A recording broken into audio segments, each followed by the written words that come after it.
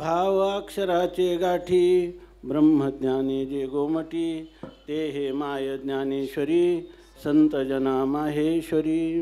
ज्ञानेश्वर मंगळमुनी सेवा करी दासी जनी ते हे माय ज्ञानेश्वरी संत जना माहेश्वरी. पांडुरंगा करू प्रथम नमन. पांडुरंगा करू प्रथम नमन. पांडुरंगा करू प्रथम नमन. पांडुरंगा करू प्रथम नमन. दुसरे चरणा संतांची या. दुसरे चरणा संतांची या.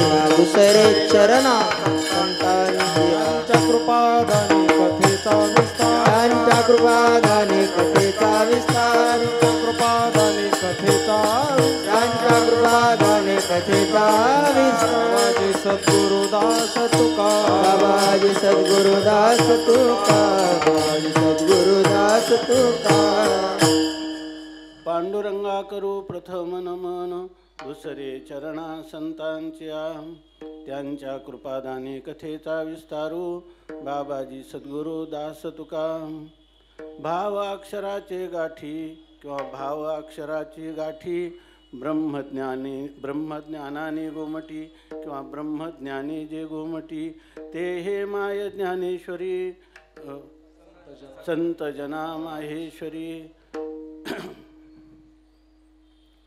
संत सम्राट भगवान ज्ञानोबाराय, वैराग्य रागरसिक जगद्गुरु संत शिरोमणी श्री तुकोबाराय, शांती ब्रह्म श्री संत एकनाथ महाराज, महाराष्ट्रातील सर्व संतांची मांदियाळी, वारकरी संप्रदायाचं परम आराध्य दैवत श्री पांडुरंग परमात्मा. आणि आज या ठिकाणी जे कपिलाषष्ठीच्या पर्वामध्ये भगवान संत सम्राट माऊलींच्या अनुग्रहाने शांतीब्रह्म संत एकनाथ महाराजांनी या ठिकाणी समाधीमध्ये माऊलींचं दर्शन घेतलं. आजानवृक्षाच्या मुळीच्या निमित्ताने ज्ञानेश्वरीचं शुद्धीकरण, ग्रंथ मुळीचं अतिशुद्ध, पाठांतरी बद्ध अबद्ध असं ज्याचं वर्णन केलेलं आहे. मुळात ग्रंथच अतिशुद्ध आहे, पण पाठांतरामध्ये जसं वेदाचं संरक्षण केलं गेलं असे तो हिमाचल कुठलाही वैदिक जो काही मंत्राचं उच्चारण करील त्याच्यामध्ये तसूभरसुद्धा कुठल्या प्रकारचा आवाजामध्ये कमी जास्त होत नाही. तर परंतु आपण हे जी संत वाङ्मय आहेत हे साक्षात वेदाचं असणारं स्वरूप आहे, परंतु आपल्याकडून तितकं जतन केलं गेलं नाही. म्हणून या ठिकाणी नाथ महाराजांनी स्वतः माऊलींच्या आज्ञेनं याचं जरी शुद्धीकरण केलं किंवा सकाळी एक शब्द माऊली वारंवार वापरते त्याला परिष्कृत केलं, परंतु या ठिकाणी तरीही आज आपण त्याचं रक्षण त्या शब्दांचं जसेच्या तसं वेदतुल्य असणारे शब्द, अपौरुषेय असा असणारा जो वेद आहे त्या वेदातच एक अतिशय अभिव्यक्त झालेलं आणि वेद संपन्न होय ठाई परी त्या कृपणो ऐसा अन नाही, जे कानी लागला तेही वर्णाचाची. वेद संपन्न आहे, ज्ञान संपन्न आहे, परंतु या ठिकाणी त्याला कृपण असं माऊली म्हणतात, कारण त्याने ब्राह्मण, क्षत्रिय आणि वैश्य ह्या 3 वर्णालाच अधिकार दिलेला आहे. म्हणून हे वेदाचं जे उणेपण आहे ते फेडण्यासाठी या ठिकाणी गीता जी आहे ती या रूपाने अवतरते. फेडावया उन्हे माऊली म्हणतात की मज पाहता मागील उन्हे फेडावया गीतापणे वेदू वेठला भलतेने सेव्य व्हावया. सगळ्या ठिकाणी यारे यारे लहान थोर याती भलते नारी नर करावा विचार नलगे चिंता कवनाशी. ह्या संसाराची चिंता हरण करणारं असं वेदाचं दुसरं स्वरूप म्हणजे श्रीमद भगवद्गीता आहे किंवा कांडत्रय निरूपिणी श्रुतीचे हे कोडीसवानी गीता पद्यरत्नाची लेणी लिहिली आहे. आणि त्या गीतेवर पुन्हा ज्ञानेश्वर महाराजांनी जी टीका केली ती अत्यंत अलौकिक किंवा दिव्य अशा स्वरूपाची आहे. आणि यामध्ये संपूर्ण वेदाचं, 4ही वेदाचं, स्मृतिग्रंथाचं, पुराणांचं, संत वाङ्मयाचं सार सर्वस्व केवळ 9000 वाक्यामध्ये किंवा 9000 ओव्यामध्ये भगवान माऊलीने या ठिकाणी आणलं. आज हे चातुर्मास्याचं पर्व आहे आणि त्याच्यामध्येही हे विशेष पर्व आहे की ज्या ठिकाणी शुद्ध स्वरूपामध्ये संत शांतीब्रह्म नाथ महाराजांनी या ठिकाणी गीतेचं हे जे रूप आहे याचं परिष्कार या ठिकाणी केलेला आहे. म्हणजे याचा अर्थ असा आहे की या ज्ञानेश्वरीचा प्रचार आणि प्रसार व्हावा याच्यासाठी नाथ महाराजांना एक प्रकारची दैवी सत्तेतून झालेली ही आज्ञा आहे. तेव्हा या ठिकाणी त्याचा जो प्रचार प्रसार होणं आवश्यक वाटलं आणि ते माऊलींना वाटलं. आणि ते का वाटलं तर ते माऊलीचं अंतःकरण होतं म्हणून वाटलं. विठ्ठल विठ्ठल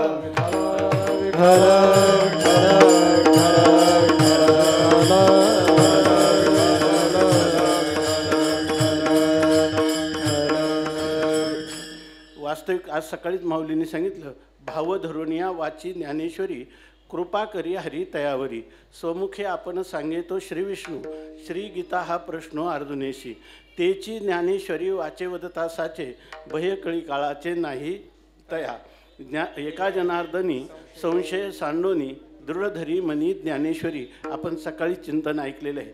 ह्या ग्रंथाचं असं आहे की आईला जसं लहान मूल आणि मोठं मूल याच्यामध्ये भेद वाटत नाही, तसं ही गीता नावाची माऊली आहे की गीता माऊली नसे जाणे ताने.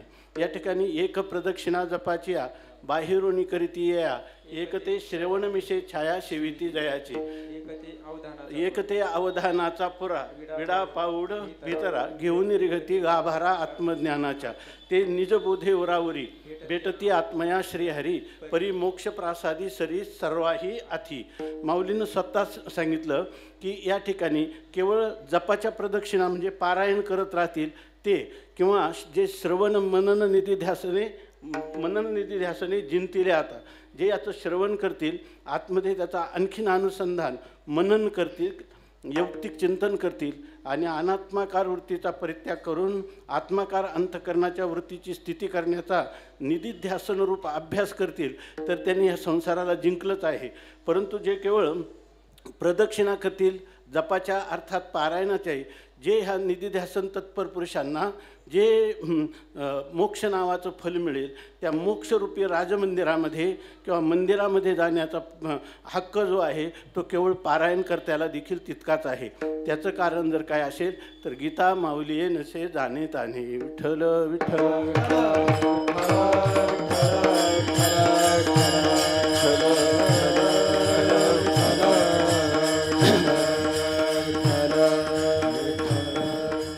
असं जगामध्ये असा अलौकिक ग्रंथच झालेला नाही की ज्याचं केवळ पारायण केलं तरी तेवढंच फल मिळतं.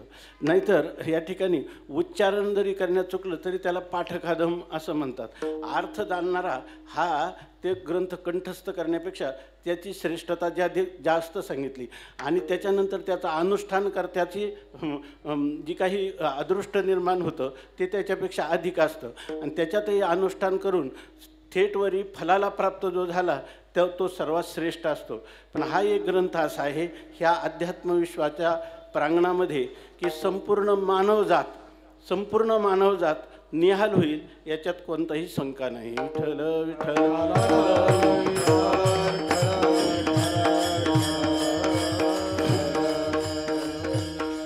याचं महत्त्वच अलौकिक आहे. आत्ताच इकडे येण्याच्या पूर्वी अर्धा तास एक मुलगी आली होती. तिची 3 आठवड्यापूर्वी तिचे वडील वारले. घरातले ती मुलगी आणि तिचे 2 भाऊ आहेत. योग सायन्सची ती फार मोठी विद्वान आहे. संपूर्ण जगभर ती योगाचं शिकवते आणि तिचे 2 भाऊ ब्रह्मचारी आहेत. 2च आहेत आणि इंजिनियर आहेत. एक कंपनीला कुलूप लावून आळंदीला आले.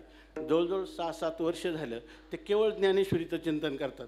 त्यांना जर विचारसागर प्रक्रिया सांगितली ते म्हणतात आम्ही ज्ञानेश्वरीसाठी आले हे आम्हाला सांगू नका. विठ्ठल विठ्ठल विठ्ठल विठ्ठल विठ्ठल विठ्ठल. ते जेव्हा अत्यवस्थ झाले तेव्हा त्यांना फोन आला.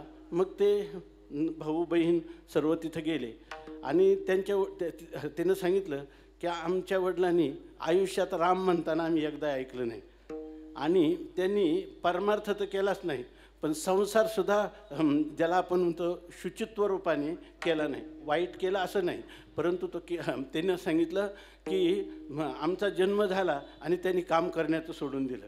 आमच्या आईनं आम्हाला सर्व केलं हे संस्कार दिले पण आम्ही जेव्हा आता त्यांचा मृत्यूचा क्षण जसा जवळ येत चालला, आम्ही म्हटलं की ज्ञानोबारायांची प्रार्थना केली आणि आम्हाला असं वाटलं की आम्ही ज्ञानेश्वरीची सेवा आयुष्यभर करण्याचं.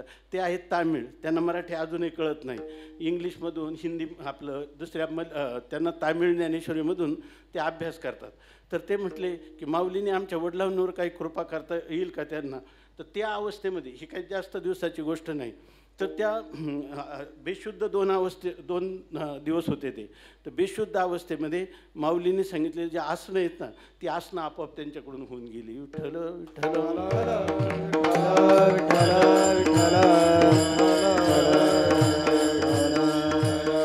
ते आपोआप पद्मासनात बसायला लागले, कधी वीरासनात बसायला लागले. आपोआप त्यांच्याकडून आसनं घडली. आता त्या अवस्थेत सुद्धा माऊली सांगतात ना की असे जे लोक आहेत त्यांना भगवान म्हणतात की मी त्यांच्या हृदयात प्रगट होतो. पण कोणासाठी सांगितलेलं आहे ते, की ज्यांनी आयुष्यभर अभ्यास केला आहे. तर काय तरी या काय सुकुमारा काय विठ्ठल देह वैकल्याचा वारा जने लागेल या सुकुमारा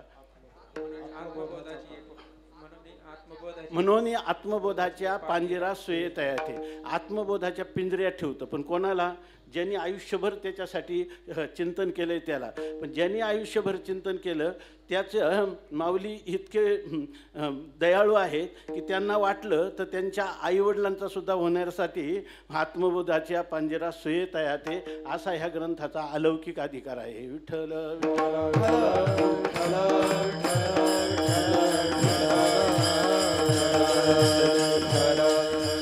आम्ही चातुर्मास्यामध्ये असताना ज्या वाड्यात राहत होतो, शेवगावकरांच्या वाड्यामध्ये, तिथे एक आजी होत्या, कोमटी आजी होत्या. त्यांचं नाव होतं तानुबाई वट्टमवार. आणि त्या मला दररोज म्हणायच्या की मला ज्ञानेश्वरी वाचायची इच्छा आहे, सईचा निशाणी अंगठा. आणि ती म्हणायची मला ज्ञानेश्वरी वाचायची, तू शिकव. मी तिला 12 खड्या सांगण्याचा बराच प्रयत्न केला, परंतु ती आज क म्हटली की त्याला उद्या ख म्हणायची. नंतर इकडं आली, ती म्हणे मी इथं राहणार, तुझा पिच्छा करणार, पण मी ज्ञानेश्वरी शिकणार. आम्ही भरपूर प्रयत्न केले, परंतु ते काही तिला जमेना. शेवटी मी म्हटलं दररोज वेळ तर घेते आणि उपयोग तर काही नाही. मग स्वामी महाराजांना सांगितलं. स्वामी महाराज म्हणले त्या आजीला इकडे घेऊन ये. आणि मग आम्ही घेऊन गेलो. स्वामी महाराजांनी सांगितलं आजी तुला ज्ञानेश्वरी वाचायची ना, ह्या पोरांच्या कशाला नादी लागते, मी तुला मार्ग सांगितला तर चालेल ना. त्यांनी सांगितलं तू दररोज 3 पारायणं करावं लागतील. पारायणं करताना मला वाचता येत नाही, तर 3 पारायणं कसं करणार, तुझा विश्वास आहे का. आणि त्यांनी तिला एक ज्ञानेश्वरी दिली. तिच्याजवळ ज्ञानेश्वरी होतीच, परंतु त्यांनी गुरुवर्य साखरे महाराजांची ज्ञानेश्वरी दिली. आणि तिला सांगितलं हे जे अक्षरं तुटक आहेत ना, प्रत्येक अक्षरावर बोट ठेवायचं. ज्ञानेश्वर माऊली, ज्ञानेश्वर माऊली अशी दिवसातून सकाळी 1 पारायण, संध्याकाळी 1 पारायण, दुपारी 1 पारायण. आजी कायम मंदिरातच राहायला लागली. आणि ते करता करता 6 महिन्याच्या नंतर ती एक दिवस आमच्या त्या अध्यात्म शांतीपीठावर आली. आणि तिनं सांगितलं मला वाटतं मला थोडं अक्षर ओळख व्हायला लागली. म्हटलं कशी व्हायला लागली काय याच्यामध्ये, तुम्ही तर नाही ना शिकवलं, पण स्वामींचा मला उपयोग झाला असं मला वाटतंय म्हणे. म्हटलं वाच बरं हे. तिने लगेच सुरुवात केला देवाचे द्वारी उभा क्षणवरी विठ्ठल विठ्ठल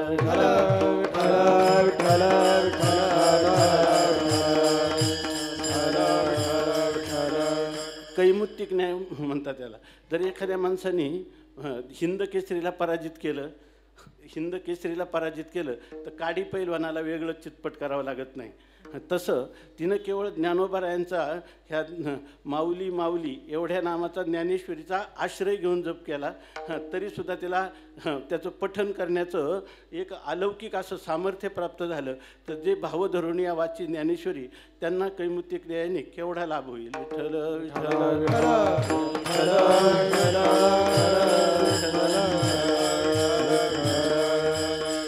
सप्तशताब्दीमध्ये माऊलींच्या सप्तशताब्दीमध्ये जेव्हा इथं जे आपलं येरवड्याचं हॉस्पिटल आहे ना, मनोरुग्णांचं मेंटल हॉस्पिटल, तिथं त्यांनी प्रयोग केला की तिथं काही घटना झाली होती, पेपरला आली होती. ते एका रुग्णाच्या मस्तकावर एवढा मोठा दगडच टाकला. तेव्हा त्यांनी सांगितलं की ह्या लोकांचं मन क्षुब्ध असतं, त्यामुळे ते काय कधी करतील सांगता येत नाही. म्हणून तिथं रखवालदार असतात, रात्री लोक ठेवलेले असतात.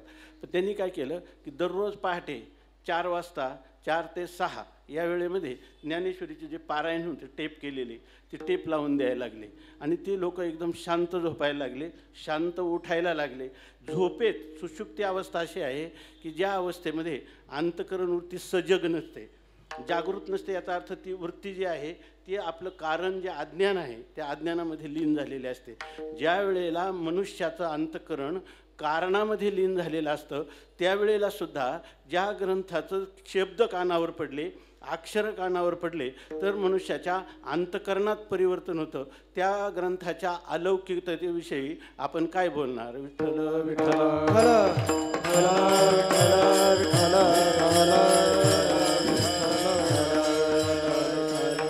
याच्या संबंधाने हे चिंतन याच्यासाठी सांगितलं की आजचा जो दिवस आहे या दिवसामध्ये एक विशेष घटना घडलेली आहे आणि योगायोग असतो काही गोष्टींचा. ज्ञानोबा यांनाच वाटलं असेल की आज या ठिकाणी हा जो कपिलाषष्ठीचा योग आहे की 18 साली या ठिकाणी आमच्या बंधुवर्य माऊलींनी सहज या ठिकाणी ज्ञानेश्वरी सांगण्याला सुरुवात केली आणि त्याचा जसं येवलेशे रोप लाविले द्वारे त्याचा वेलू गेला गगनावरी. त्या धर्मशाळेत बसायला जागा मिळत नाही, इतके लोक यायला लागले. सांगणं ते कंठामध्ये ज्ञानेश्वरी आहे, जीवन पवित्र आहे, वाणी पवित्र आहे.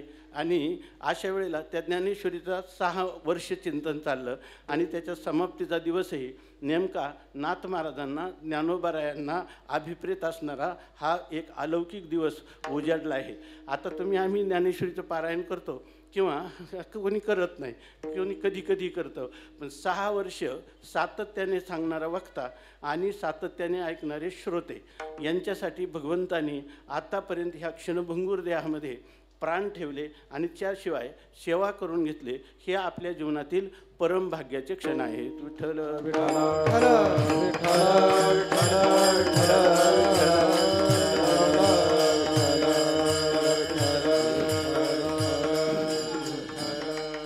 तेव्हा ह्या ठिकाणी ही जी संत मांदियाळी आहे याच्यामध्ये आपल्याला एक सेवेची आज्ञा म्हणून या ठिकाणी हे 84 सिद्धांचा सिद्धबेटी मेळा सिद्धेश्वर महाराजांचं जिथं 10,000 वर्षापूर्वी भगवान शंकरांनी लोळण घेतली ज्या भूमीमध्ये, ज्या समाधीस्थळामध्ये, तर अशा प्रकारचं हे अलौकिक असं क्षेत्र आहे.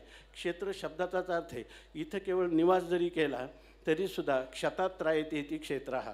या ठिकाणी पवित्र सलीला इंद्रायणी आहेत, संजीवन समाधीस्थ माऊली आहेत, सिद्धेश्वर महाराज आहेत, जिथं भगवान शंकरांनी लोळण घेतलं. अशा प्रकारचं हे क्षेत्र आहे आणि या क्षेत्रामध्ये एक अलौकिक अशा ग्रंथराजाचा उदय झालेला आहे की संपूर्ण विश्वाचं आध्यात्मिक हे केंद्र आहे. एक 15-20 वर्षापूर्वी एक योगी पुरुष माऊलीच्या संस्थांनी आणले होते आणि ते कशासाठी की भारतभर त्यांचा संप्रदाय वेगळा आहे, आनंद मार्गी संप्रदायातले आहेत, ते बंगालमधला संप्रदाय आहे. पण योगाची साधना केल्यामुळे कुठले बसले की हे वायुमंडल पवित्र आहे किंवा काही प्रतिबंधयुक्त आहे असं ते सांगतात. तर त्यांनी सांगितलं की जेव्हा पुण्याहून मी आलो भोसरीच्या स्टँडमध्ये आल्यापासून ही व्हायब्रेशन सुरू झाली आणि ती व्हायब्रेशन जी आहे तर इथं आल्यानंतर त्यांनी सांगितलं सगळ्या आळंदीतला कण ना कण हा ज्ञानेश्वर महाराजांच्या कृपेने त्या ठिकाणी परिप्लुत झालेला आहे. विठ्ठल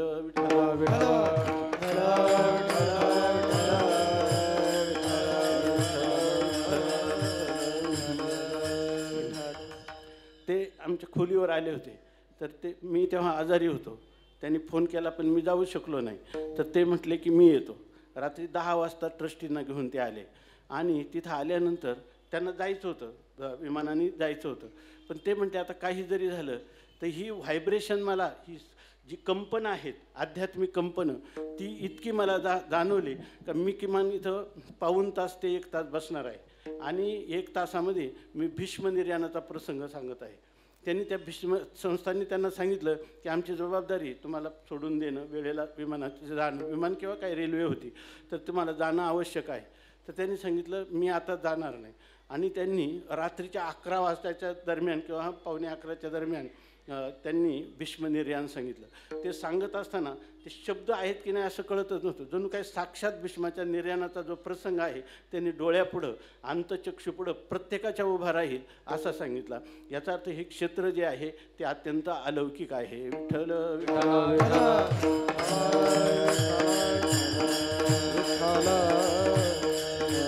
आणि श्रोत्यांचं भाग्य असं आहे की या ठिकाणी माऊलीच म्हणतात जाणत या सवा गीताची एकी सेवा काय करायला अगवा शास्त्री एरी. या ठिकाणी जो जाणता मनुष्य आहे, ज्ञाता आहे, तर अशा पुरुषांबरोबर गीतेचं किंवा ज्ञानेश्वरीचं चिंतन करावं. इतर दार्शनिक शास्त्रांचा ओहापोह किंवा त्याच्या ठिकाणी शक्ती, आपलं मनोबल, शारीरबल, बुद्धिबल खर्च करण्याची आवश्यकताच नाही. विठ्ठल विठ्ठल.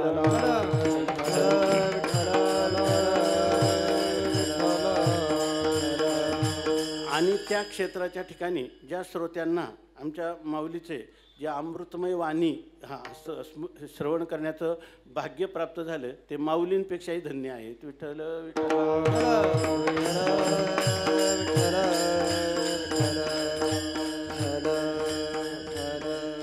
आता सध्या सांगतो एक माऊलींचं ऐश्वर्य. आपल्या भारतामध्ये एक विद्वतरत्न ज्यांना समजला जातं, हरिद्वार क्षेत्रामध्ये साधना सदन नावाचा एक आश्रम आहे. त्यामध्ये असणारे परमहंस परिव्राजकाचार्य विश्वात्मानंद पुरीजी महाराज, त्यांनी पूर्वी इथे येऊन 8 दिवस एकदा गीतेच्या एका अध्यायाचं चिंतन पण सांगितलेलं आहे. तर त्यांना लिव्हर आणि किडनी, यकृत आणि किडनी हे दोन्ही अवयव एकाच वेळेला बदलले. ते एकाच वेळेला बदलले त्याचं कारण ते म्हणजे अतिशय अगदी मरणप्राय अशा स्थिती प्राप्त झाली होती. म्हणून शेवटचा निर्णय म्हणून डॉक्टरांनी सांगितला आणि ते हरिद्वारहून पुण्याला या ठिकाणी ऑपरेशनसाठी आले. 1.5 महिन्यापूर्वी त्यांचं ऑपरेशन झालं. ऑपरेशन झाल्यानंतर त्यांनी ऑपरेशन होण्याच्या पूर्वी त्यांनी डॉक्टरांना सांगितलं की एक काम करा म्हणे, की मला जे आता माझं ऑपरेशन तुम्ही करणार आहात तर त्याच्यामध्ये मला ज्या काही वेदनाशामक गोळ्या किंवा इंजेक्शनं तुम्ही काही देऊ नका. कारण आम्ही जे आयुष्यभर उपनिषदाधिकांचं वेदांताचं चिंतन केलेलं आहे त्याच्यामध्ये मी म्हणजे हे 3.5 हाताचं शरीर नाही, संकल्प विकल्प करणारं मन नाही, निश्चय करणारी बुद्धी नाही, मी अहंकार नाही, चिंतन करणारं चित्त नाही, 3.5 हाताचा मांस रस रक्त मेदाचा कोथळा गोळा म्हणजे मी नाही, मी चिदानंदरूप आत्मा आहे. हेच मी लोकांना सांगितलं. मी श्रवण केलं, मी साक्षी आहे, मी द्रष्टा आहे याचं चिंतन केलं. तेव्हा मला आता ह्या वेळेला सुद्धा आम्ही केलेलं परमार्थ किती उपयोगाला येतो एवढं मला पाहून देण्याची संधी करा असं सांगितलं. त्या निष्ठा असते, त्या निष्ठेप्रमाणे त्या डॉक्टरांनी सांगितलं काही हरकत नाही, पण तुम्हाला त्रास झाला तर सांगा. आज 1.5 महिना झाला आहे. त्यांनी संपूर्ण लिव्हर आणि 1 किडनी आणि त्यांनी एकसुद्धा गोळी घेतली नाही. हे सामर्थ्य कशाचं आहे तर आत्ताच मी सांगितलं. ते म्हटले की आम्ही उपनिषदाधिकांचं चिंतन केलं, परंतु खरं असं आहे की त्यांनी बालपणापासून ज्ञानेश्वरीचं चिंतन केलेलं आहे. किंबहुना त्या ज्ञानेश्वरीनंच त्यांना उत्तराखंडात जाण्याची काय प्रेरणा दिलेली आहे.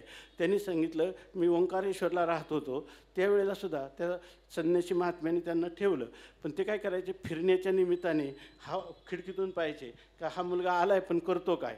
तर ते म्हणे मी एक तर नामस्मरण करीत असायचो किंवा ज्ञानेश्वरी वाचत असायचो. मग त्यांनी सांगितलं तू मोठा विद्वान होशील, तू काशीला ऋषिकेशला जा. आणि तिथं गेले आणि एक आपल्या भारतवर्षातलं हे जे वेदांताचं ते एक मोठं रत्न आहे. आणि त्यांच्या जीवनामध्ये त्यांनी सांगितलं आता इथं आळंदीला आले, काय त्यांचा उद्देश असेल माहीत नाही, पण आपण कल्पना अशी करू की त्यांना बहुतेक असं वाटलं की डॉक्टरांना सांगितलं पुण्याच्या बाहेर तुम्हाला 4 महिने जाता येणार नाही. ते त्यांनी मान्य केलं. ऑपरेशन झालं तर त्यांनी सांगितलं की मला आळंदीला राहण्याची इच्छा आहे. आजही ते 1.5 महिना झाला आळंदीत आहे, परंतु ते आयसोलेशनमध्ये कोणाला भेटता येत नाही. म्हणून आम्ही त्यांना पत्ता वगैरे त्यांचा सांगितला नाही. डॉक्टरांची त्याच्याबद्दल काही रिस्ट्रिक्शन्स आहेत. म्हणून त्या ठिकाणी अशा प्रकारचे राहिले. तर जेव्हा आता मी थोडा वेळ त्यांना भेटायला जात असतो दररोज, तर गेल्यानंतर त्यांनी पहिल्यांदा आल्यावर 3ऱ्या दिवशी सांगितलं आता तर ते दररोज 14 किलोमीटर चालतात. विठ्ठल विठ्ठल विठ्ठल.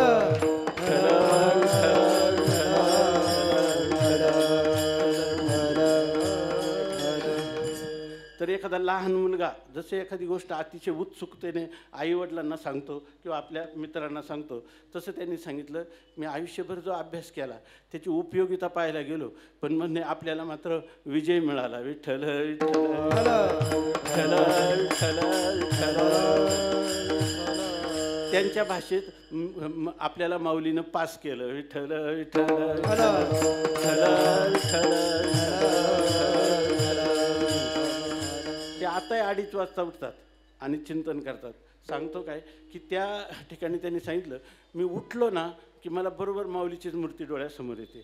आणि मला 6-6 महिने जे चिंतन झालं नाही इथं ते केवळ माऊलीचं चित्र समोर आलं, मूर्ती समोर आली, माऊलींचा लीला विग्रह समोर आला की लगेच माझ्या चिंतनाचा अंतरंग चिंतनाला प्रारंभ होतो असं त्यांनी सांगितलं. आणि ते चित्र मला जे काही दिव्य तेज पुंज मदनाचा पुतळा परब्रह्म केवळ बोलत असे हे सुरुवातीला येतं म्हणे, पण हळूहळू जे आहे ना मला माऊलीच सांगते. थोडक्यात त्याचं चिंतनच सांगितलं तर हे सगुण साकार रूपातून माझी सगुण निराकाराकडे प्रवृत्ती होते, सगुण निराकाराकडून निर्गुण निराकाराकडे प्रवृत्ती होते, आणि निर्गुण निराकाराकडून जे सगुणही नाही आणि निर्गुणही नाही गुणातीत अशा आजातवादात माझी स्थिती होते. विठ्ठल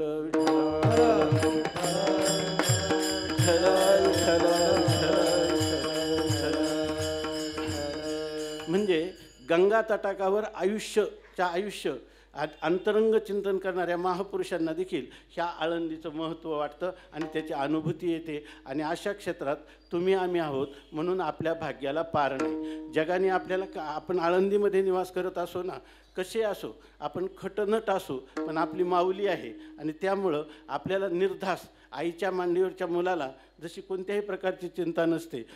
तुकाराम महाराज म्हणतात की ते माऊलीचं जे स्थळ आहे, जयाचे द्वारी सोन्याचा पिंपळ, अंगी आईशे बळ रेडा बोले, करील ते काय नव्हे महाराज,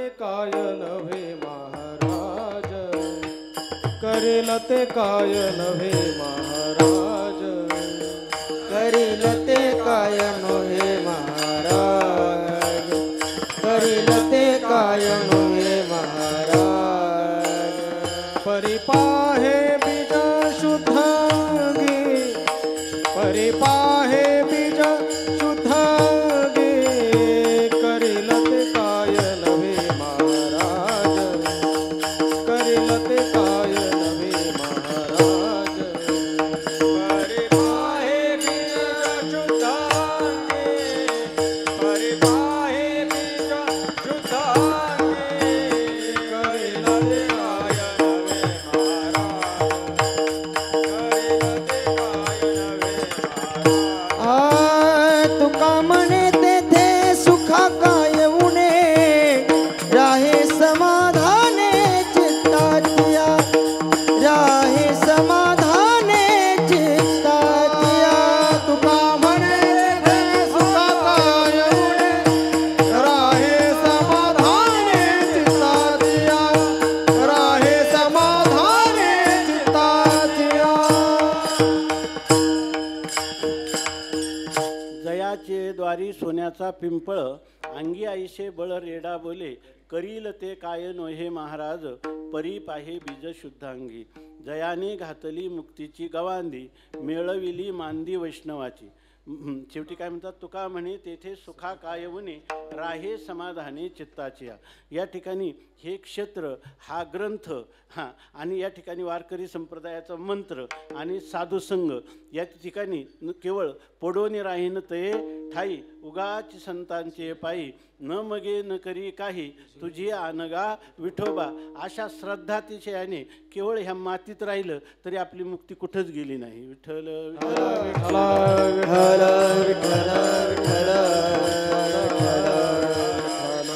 स्वामी महाराजांचे एक गुरुबंधू होते आणि त्यांचे मित्र होते.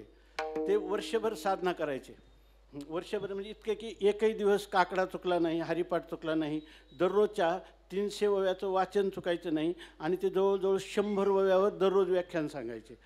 चातुर्मासात 4 महिन्यात संपूर्ण ज्ञानेश्वरी सांगायचे. आणि आळंदीला ज्या वेळेला आले ते की आळंदीला ते अमावास्यानंतर यायचे आणि आपलं पौर्णिमेनंतर यायचे, कार्तिकी पौर्णिमा झाल्यावर, आणि अमावास्या झाल्यावर प्रतिपदेला एक माळ आहे अकोला तालुक्यामध्ये, त्याला राममाळ म्हणतात, त्या राममाळावर ते राहायचे, साधना करायचे. तर इथं आले का ते झोपून राहायचे. या ठिकाणी सकाळी प्रदक्षिणा आणि दर्शन केलं की ते काहीच नव्हते, फक्त संध्याकाळचा हरिपाठ करायचे. ते लोक म्हणले, तुम्ही सारखे 12 महिन्यात एक नियम चुकवत नाही आणि कोणाचा चुकवला तर त्याची तुम्ही हजेरी घेता आणि तर तुम्हाला वाटेल तेव्हा झोपता आणि खूप नुसतं मस्तीमध्ये राहता. ते म्हणे मी माहेराला आलेले. माहेराला काय करायचं असतं का? विठ्ठल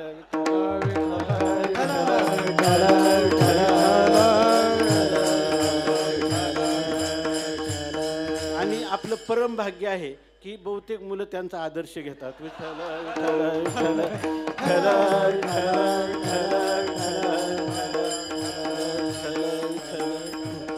असो. विठ्ठल विठ्ठल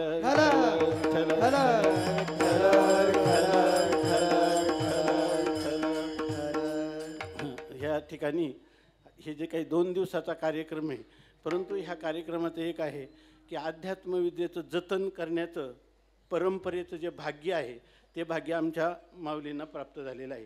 दुसरी गोष्ट, हे श्रोता तो वक्ता तो वक्ताची नोहे श्रोते नवीन, म्हणून श्रोत्यांनी हे भाग्य त्यांना प्राप्त करून दिलेले.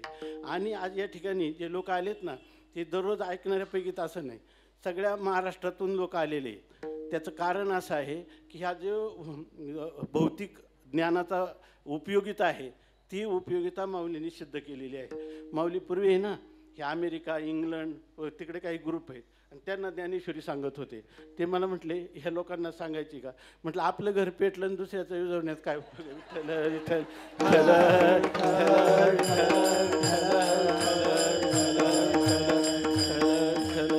तर हे काय आहे की हे जे भौतिक विज्ञान आहे आजकाल ऑनलाईन, इथं 100 लोक ऐकतात, बाहेर हजारो लोक ऐकतात आणि ते त्याचा इतकी उपयोगिता करतात. तर आजच्या काळामध्ये ही एक गोष्ट हा सुद्धा आपण प्रचार केला पाहिजे की ह्या जी ज्ञानेश्वरी आहे ही ऑनलाईन उपलब्ध जास्तीत जास्त लोकांच्यामध्ये प्रचार आणि प्रसार झाला पाहिजे. याचं कारण असं आहे की लोक जे आहेत कुठले तरी इलेक्शन किंवा दुसरे काही कुठं झालेली गुन्हेगारी प्रवृत्ती किंवा करमणुकीची साधनं याचा उपयोग करण्यापेक्षा, याच्यात कालापव्यय करण्यापेक्षा आपल्याला घडी तुका म्हणे घडी घडीने साधावी त्रिगुणाची गोवी उगवुनी अशा प्रकारचा हा अलौकिक ग्रंथ आहे. याच्याच खेपा कराव्यात, याच्याशी झुंजावं आणि एक एक अक्षर जे आहे, एक एक पद आहे, ओवी आहे, ही आपण सारखी त्याचं आकलन करण्यासाठी, आपल्या अनुष्ठानात आणण्यासाठी, त्याची अनुभूती घेईपर्यंत, शेवटच्या श्वासापर्यंत ह्या ज्ञानेश्वरीचं चिंतन आपल्याकडून होत राहावं. बरं, ज्याला जशी बुद्धी असेल तसं त्यांनी प्रचार प्रसार करावा. या ठिकाणी आपल्याला योग्यता जेवढी आहे तेवढी ज्ञानोबारायांची ज्ञानेश्वरी आणि मला कळली असा आपल्या छातीला हात ठेवणारा हा कोणीच असू शकत नाही. या ठिकाणी जर कोणी असला तो बहुधा मनोरुग्ण असतो. विठ्ठल विठ्ठल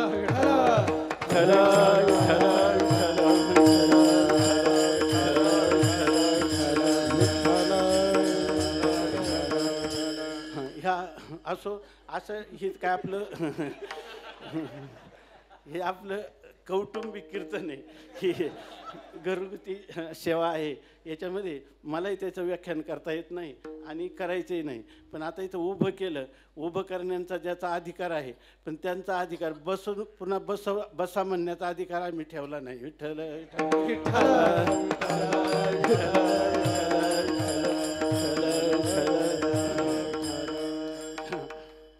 आजच्या काळामध्ये असं आहे की जे काय मातृशक्ती आहे, खरं म्हणून असं सांगितलेलं आहे की नार्यस्तु यत्र पूज्यन्ते रमन्ते तत्र देवता. हे कशासाठी सांगतो की हा जो अभंग आपल्यापुढं वाचून दाखवला त्याचं काही फारसं चिंतन आपण करणार नाही, परंतु किमान आपल्याला हा अभंग श्री संत जनाबाईंचा आहे.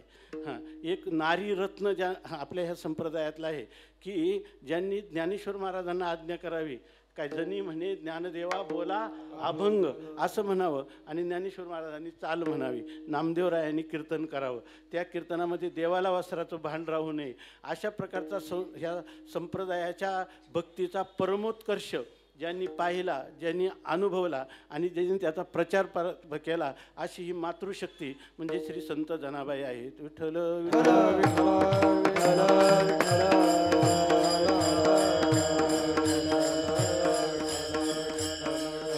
सामान्य गोष्ट नाही. जनी जाय पाणी अशी आणि मागे धावे ऋषिकेशी असा अधिकार होता हाताच्या. म्हणून त्यांनी सांगितलं की हा जो भारत देश आहे, स्वामी रामतीर्थ म्हणतात, ज्या वेळेला लहान बालकं आणि स्त्रिया ह्या अध्यात्म प्रवण या देशातल्या होतील त्यावेळेला हा भारत देश संपूर्ण जगद्गुरु पदाला प्राप्त झालेला असेल. विठ्ठल विठ्ठल.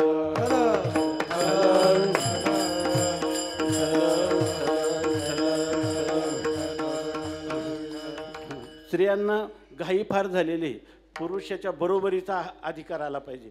खांद्याला खांदा देऊन आम्ही आमची प्रगती साधणार, खांद्याला खांदा देऊन नाही, त्यांचा अतिक्रमण करून आम्ही पुढे जाऊ. विठ्ठल विठ्ठल विठ्ठल विठ्ठल विठ्ठल. अरे ह्या मातृशक्तीचा अपमान संत वाङ्मयात कधीही केला नाही, वैदिक वाङ्मयात सनातन परंपरेमध्ये कधीही केलेला नाही. श्री जे आहे तर त्यांनी सांगितलं मातृदेवो भव हा वेदाचा पहिला उद्घोष आहे. पित्याचा उद्घोष नंतर केला आहे. अतिथी आचार्यांचा उद्घोषसुद्धा नंतर केलेला आहे.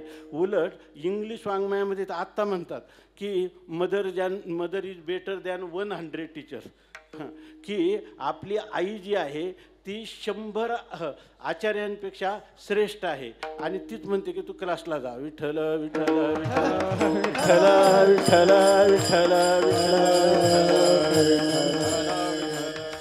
मनू स्वतः सांगतो, जो आपला आद्य वंशज आहे तो सांगतो की नारी शक्तीचा बहीण असो, मुलगी असो, पत्नी असो, आई असो, भाऊजाई असो, ह्या सर्व ह्या अन्नपूर्णेची रूपं आहेत आणि त्यांचा जिथं अपमान होईल तिथं देवता वास करत नाही. त्या अधिष्ठात्री देवता इंद्रियाच्या त्या माणसाला सहाय्य करत नाहीत आणि जर त्यांचा आदर केला गेला तर तुम्हाला सर्व इंद्रियाच्या अधिष्ठात्री देवता तुमचं मागं पुढं संरक्षण करतात, तुम्हाला सद्बुद्धी देतात. तुमचे संकल्प जे आहेत ते विधायक अंतःकरणात उत्पन्न होतात. हे विज्ञानाचं विज्ञान आहे, पण आपल्या ठिकाणी तेवढं सात्विक धैर्य नाही म्हणून आपण म्हणतो हे जुनं आहे. विठ्ठल विठ्ठल विठ्ठल विठ्ठल विठ्ठल.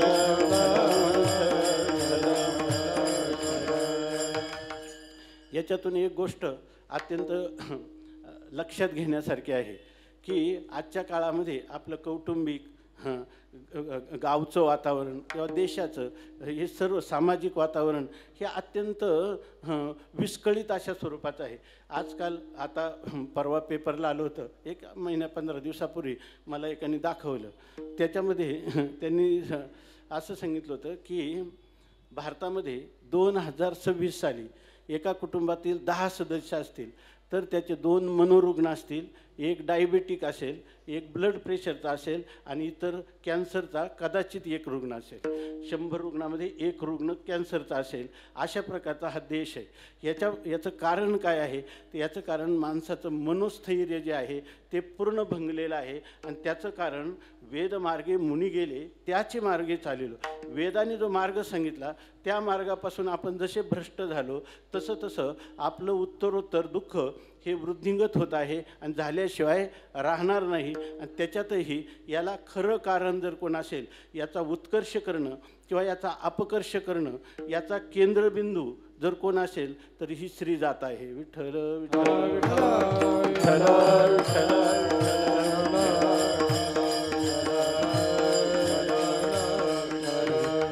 आताच्या काळात लोक वर्णाश्रम धर्मावर टीका करतात.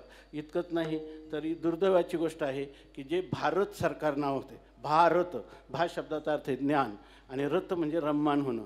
ज्या देशातले लोक 7 पिढ्याच्या इस्टेटीमध्ये रमत नाही तर हे ज्ञानधन जे आहे सर्व द्रव्य यज्ञाहुनी ज्ञानयज्ञ मोठा, अनुष्ठानकरिता याचे भवभय खोटा.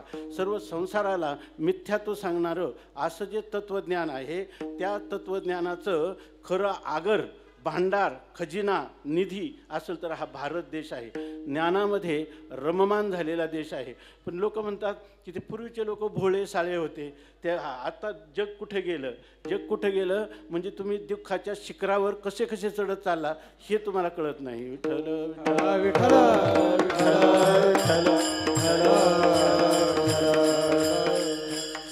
संत जनाबाई एक नामदेवरायांच्या दासी आहेत, बालपणातच आलेले आहेत आणि ज्यांना कुठलंही पांडुरंग परमात्मा आणि संत नामदेवराज आणि ही संतांची मांदियाळी सोडली तर त्यांना दुसरं कोणतंच गणगोत नाही.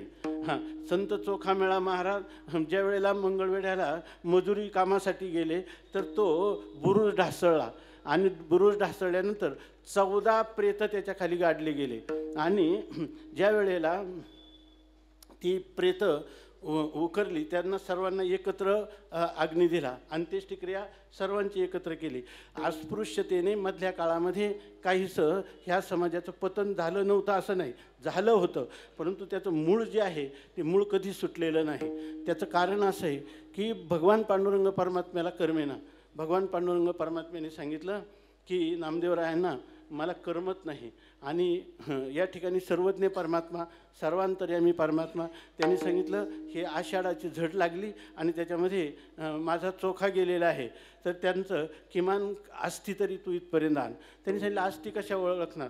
14 लोकांना एकत्र त्यांचं केलेला अग्निसंस्कार.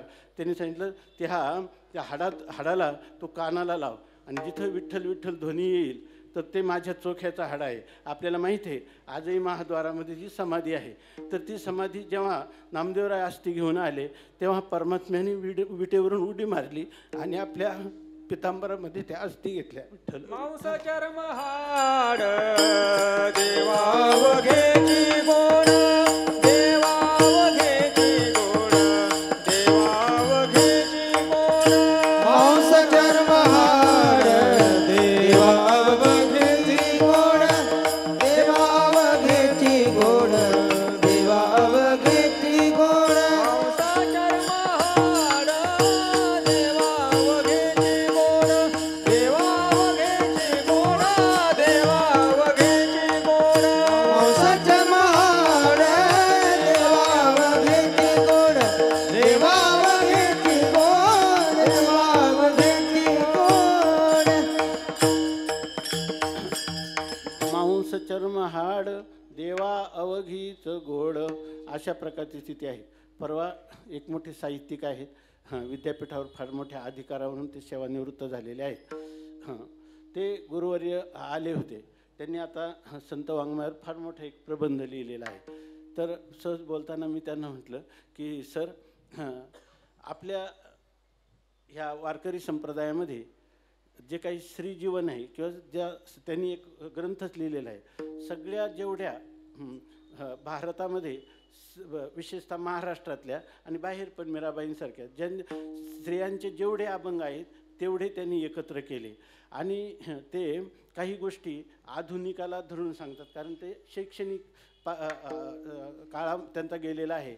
त्यामुळं ते थोडं ज्याला आपण म्हणतो ना सतर्क दृष्टीनं पाहत असतात. त्याला एक वेगळं नाव आहे, मला आठवत नाही. तर त्याप्रमाणे ते पाहत होते. मी त्यांना असं विचारलं की सर, आता हे जे संत जनाबाई, संत बहिणाबाई, सोयराबाई यांचे जे अभंग आहे, संत सखूबाई, तर यांच्या अभंगावरून आपल्या पूर्वजांनी यांना ब्रह्मज्ञानापासून वंचित ठेवलं होतं असं म्हणता येईल का, असं विचार केलं. तर त्यांच्यातून उत्तर आलं, असं मुळीच म्हणता येणार नाही. विठ्ठल विठ्ठल विठ्ठल. अरे, राजकारणासाठी तुम्ही जातीभेद निर्माण आता करत आहात. ज्या वेळेला हा जातीभेद वर्णाश्रम परंपरा पाळत होते त्यावेळेला सुद्धा संत नावाचं असं एक व्यक्तिमत्व होतं की त्यांनी ह्या स्त्री समाजाला आत्मज्ञानाचं इतकं प्रचंड देणगी दिली, दान केलं की त्यांनी जगाचं गुरुत्व भूषवावं. नुसतं एकदा आमचे निकम बाबा कोणतरी होतं, तर संत सोयराबाईंचा अभंग आला. बहिणाबाईंचे अभंग असे अद्वैत प्रकरणातले जे अभंग आहे ते जर आपण पाहिले, असं वाटतं का उपनिषदातल्या भाष्याने जे भाव स्पष्ट होणार नाही ते संत बहिणाबाईंनी केले. विठ्ठल विठ्ठल विठ्ठल विठ्ठल विठ्ठल.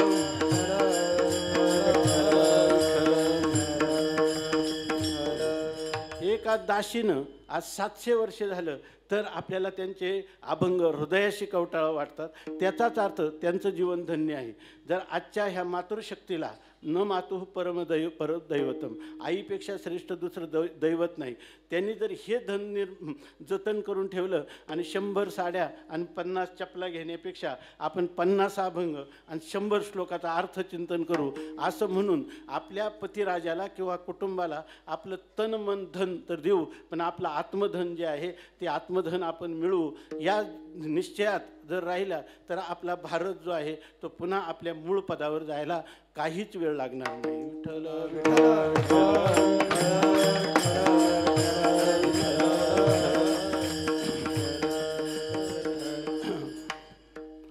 ज्ञानोबरायांचा आणि ज्ञानेश्वरीचं वर्णन करत असताना संत जनाबाईंचा हा अभंग आहे. आणि संत जनाबाई काय म्हणतात माऊलीचं वर्णन, सेवा करी दासी जनी असं म्हणतात. स्त्रीपिंड असा निर्माण केलेला आहे निसर्गाने, भगवान परमात्म्याने, की त्यांच्या अंतःकरणामध्ये सेवाभाव जो आहे तो मूळताच परमात्म्याने दिलेला आहे, मूलतः स्वभावताच दिलेला आहे.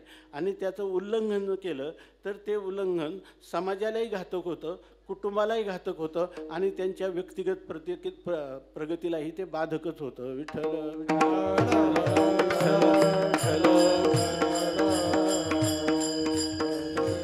खरा कायदा पालन करायचा आहे तो आपल्या आंबेडकर महाराजांनी जो तयार केला आहे तो एक समाज व्यवस्थेचा चालू काळातला ती एक सुव्यवस्था आहे. परंतु खरा कायदा आहे तो वेदाचा कायदा आहे, संतांचा कायदा आहे, स्मृती पुराणांचा कायदा आहे.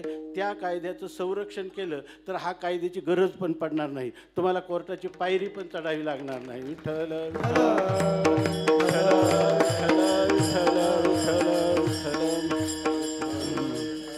पण त्यांनी केलं काय, स्वतः म्हणतात सेवा करी दासी जनी. याचा अर्थ त्याच्यातून एक व्यंजनेनं किंवा ध्वन्यर्थ सांगितलेला आहे की माझं जे जीवन आहे स्त्री जीवन आहे आणि ते सेवा करण्यासाठी आहे. सेवा करणं हा माझा अधिकार आहे. लोक काय करतात, मेवा मिळवणं हा माझा अधिकार आहे, पण सेवा करणं हा अधिकार आहे असं वाटत नाही. ते सेवा करी आणि पुन्हा काय, किती सर्वात खालची पदवी असेल तर वेठ बिगार करणं, दास्यत्व करणं. त्या ठिकाणी तुकाराम महाराज सुद्धा म्हणतात की जळो जिनेल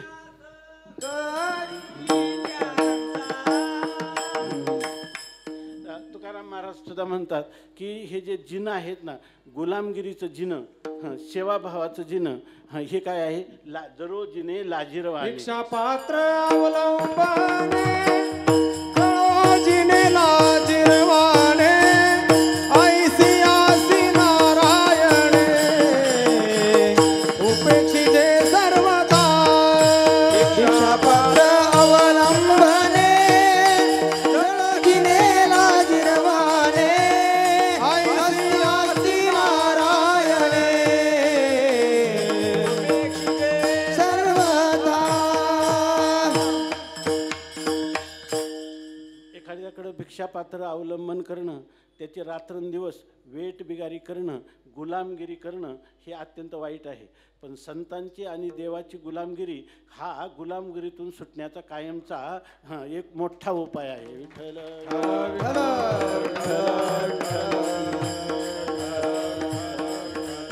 आणि मी जनाबाई आहे असं सुद्धा म्हणत नाही, सेवा करी दासी जनी. स्त्रियाचा मुख्य स्थायी भाव जीवनातला यशस्वीता त्यांना मिळवायची असेल तर तो नम्र भावाने राहणं.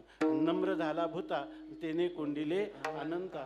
या ठिकाणी सांगतात जितकं मनुष्याने आपल्याला त्याला आजच्या काळात लोक म्हणतात, बरेच लोक म्हणतात काही झालं नाही, फक्त इगो प्रॉब्लेम आहे म्हणतात, अहंकाराचा. तर जे म्हणणारे म्हणतात ना, मग हा प्रॉब्लेम आपण बाजूला करावा ना, त्याच्याऐवजी वाढतच राहतात. विठ्ठल विठ्ठल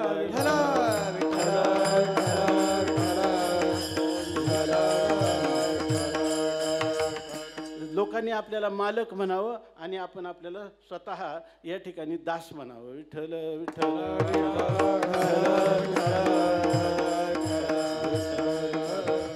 स्वामी महाराज सांगायचे त्यांच्या गुरुजींकडं जत संस्थान आहे ना, त्या जत संस्थांची जी राणी होती त्या काळामध्ये तिला ज्ञानेश्वरीची खूप आवड होती. म्हणून ती कधीकधी श्रावण महिन्यात येऊन काही दिवस राहायची आणि या ठिकाणी ज्ञानेश्वरी ऐकायची. मग त्यांच्या पतिराजाने सांगितलं एवढं आहे ना, त्यांचा एक मोडकळीस आलेला आश्रम आहे, त्याच्यापेक्षा त्यांना जिथं आण तो ऐक. ते म्हणणे त्यांना माऊलीची इतकी आवड आहे की ते इतके दिवस थांबू शकत नाही आपल्याकडं. म्हणजे काही दिवस त्यांची काय असेल ती दक्षिणा देऊ. नंतर ते स्वतः आले आणि त्यांनी सांगितलं की तुम्ही श्रावण महिना राहा. मी त्या काळात पैशाची किंमत जास्त होती, म्हणे 500 रुपये देतो तुम्हाला. ते म्हणे असलं तरी आमची मुलं इथं शिकत असतात, आम्हाला काही जमणार नाही. तर ते म्हणे अहो तुम्हाला 500 रुपये देणारा कोणी भेटणार नाही महिन्यासाठी. त्यांनी सांगितलं तुझ्या 500 रुपयावर हे करणारा पण कोणी मिळणार नाही. विठ्ठल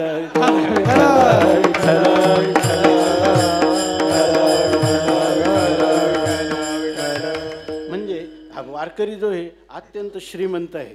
ह्या अध्यात्म ज्ञानाने त्याच्यामध्ये आलेली जी श्रीमंती आहे सगळ्या जगाने त्याच्यापुढे लोटांगण द्यावं. त्रिभुवनी आम्ही वैभवाचे धने, आम्ही वैभवाचे धने. त्रिभुवनी आम्ही वैभवाचे धनी, आम्ही वैभवाचे धनी. आती त्रिभुवनी आम्ही वैभवाचे धने, आम्ही वैभवाचे धने. त्रिभुवनी आम्ही वैभवाचे धनी, आम्ही वैभवाचे धनी. तीही त्रिभुवनी आम्ही वैभवाचे धनी. आणि तुकाराम महाराज काय सांगतात की आमच्याजवळ काही नाही, परंतु तुका म्हणे आम्ही राजे त्रैलोक्याचे, परी नाही कोणाचे उणे पुरे.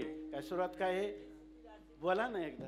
रिद्धी सिद्धी दासी कामधेनो घरे, रिद्धी सिद्धी दासी कामधेनो करे. रिद्धी सिद्धी दासी कामधेनो घरे.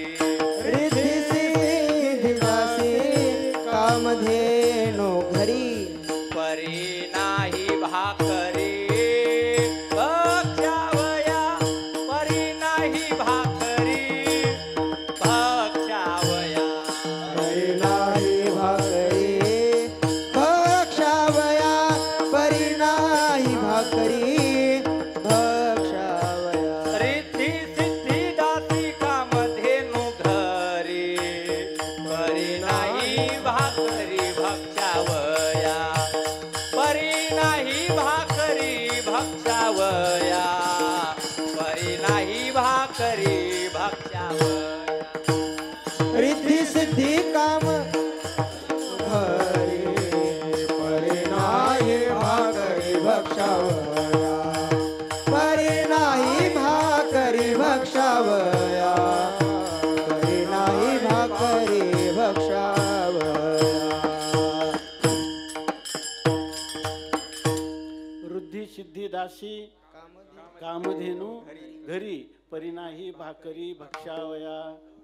लोडे बालिस्ते पलंग सुपत्ती, परिनाही लंगोटी नेसावया. आणि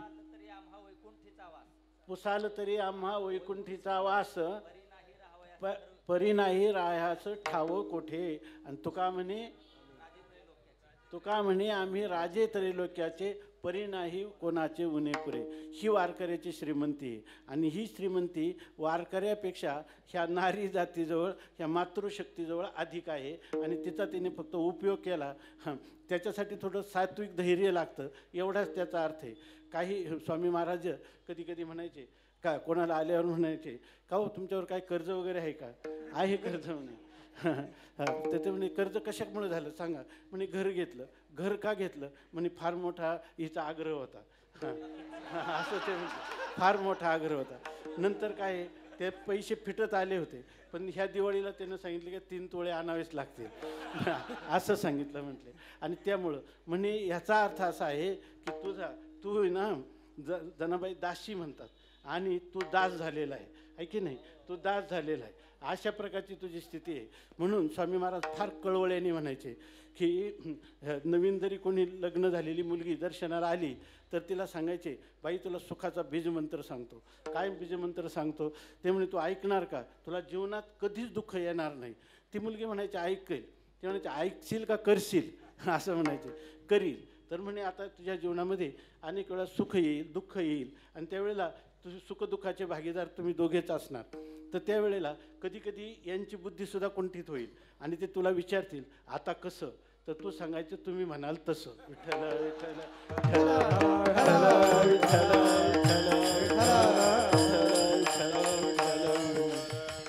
स्वामी महाराज म्हणायचे अरे ह्या माझ्या माता भगिनींना आपल्या पतीला तुम्ही आमकं करा हे कमी आहे, तुम्ही किंवा त्यांना त्यांच्या दारिद्र्याची जाण करून द्यायची, ह्या गोष्टीपासून त्यांचं तुम्ही केलेल्या त्यांच्या विरुद्ध विधानाने त्यांचं दिवस दिवस आयुष्याचा ऱ्हास आपण करतो, हे कसं लक्षात येत नाही. विठ्ठल विठ्ठल विठ्ठल विठ्ठल विठ्ठल विठ्ठल. तर जनाबाई म्हणतात की सेवा करी दासी जनी, आणि जनी म्हणतात, जनाबाई सुद्धा म्हणत नाही. इतकी नम्रता आहे. आणि अशा लोकांना इगो प्रॉब्लेम येईल का कधीतरी. विठ्ठल विठ्ठल विठ्ठल विठ्ठल माऊली आहेत का ते. मग तुम्हाला म्हटलं याच्यामध्ये एक जनी शब्द आहे ना, तसं जैसी मही हे उद्भिज. हां, तर ते जनी शब्द आलाय म्हणून मी सहज सांगतो चिंतन त्याचं. जैसी मही विन उद्भिजे, जनी अहम बुद्धी विन जनी अहम बुद्धी विन सहजे, आणि तेथीचे ते बीजे अपेक्षा, तेथीची ते बीजे अपेक्षिना. इथं जनी शब्द आलाय, महाराज सहज म्हणून सांगतो की ते म्हणतात की मही म्हणजे ही पृथ्वी किंवा ही जी जमीन आहे, तर ती जनी, जनी म्हणजे जन जायते असा धातूचा अर्थ आहे संस्कृतमध्ये. तर ती भूमी काय करते, जनी म्हणजे उत्पन्न करते. काय करते, उद्भिजे म्हणजे त्या वृक्ष जमिनीच्या पोटातून बाहेर येतात. परंतु जी जमीन जी आहे ती म्हणते का, एवढ्या वृक्षाला दिलं, आता याला एवढी फळं लागली, याला एवढी बीजं लागली, काहीतरी मला व्याजाच्या रूपाने द्या ना, देणगीच्या रूपाने. जनी अहम बुद्धिविन सहजे परी तेथीचे बीजे अपेक्षिना, त्या बीजाची अपेक्षा करत नाही. त्याप्रमाणे स्त्रीनं आपलं जीवन केवळ सेवेमध्ये समर्पित करायचं, की भगवंताला तिची काळजी वाटावी आणि भगवंताने आनंदाने तिला आपल्या पोटात घ्यावं. विठ्ठल विठ्ठल विठ्ठल विठ्ठल विठ्ठल. आणि त्या संत जनाबाईंचा हा अभंग आहे. तुम्ही म्हणाल की मग आता अभंग कधी घ्यायचा. मी सांगितलं तर आता उभं करण्याचं ज्यांच्या हातात आहे, बसण्याचं त्यांच्या हातात नाही. त्यामुळं आता कीर्तनाचं आपण शांतपणे चिंतन करू. विठ्ठल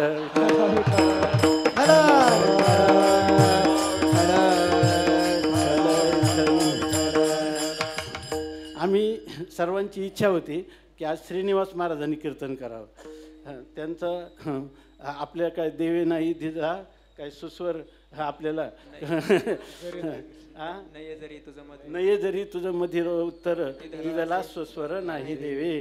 परंतु आता आम्ही सगळ्यांची इच्छा होती, काही गान कोकिळ आहेत, कथेमध्ये निष्णात आहेत, महापुरुषांच्या अनुग्रहित आहेत, आणि हा उत्सव आहे, ह्या उत्सवात त्यांचं कीर्तन करायचं. परंतु त्यांनी काही त्याला अनुकूलता दाखवली नाही दाखवली तर आता त्यांना जेवणही लवकर मिळू द्यायचं नाही. विठ्ठल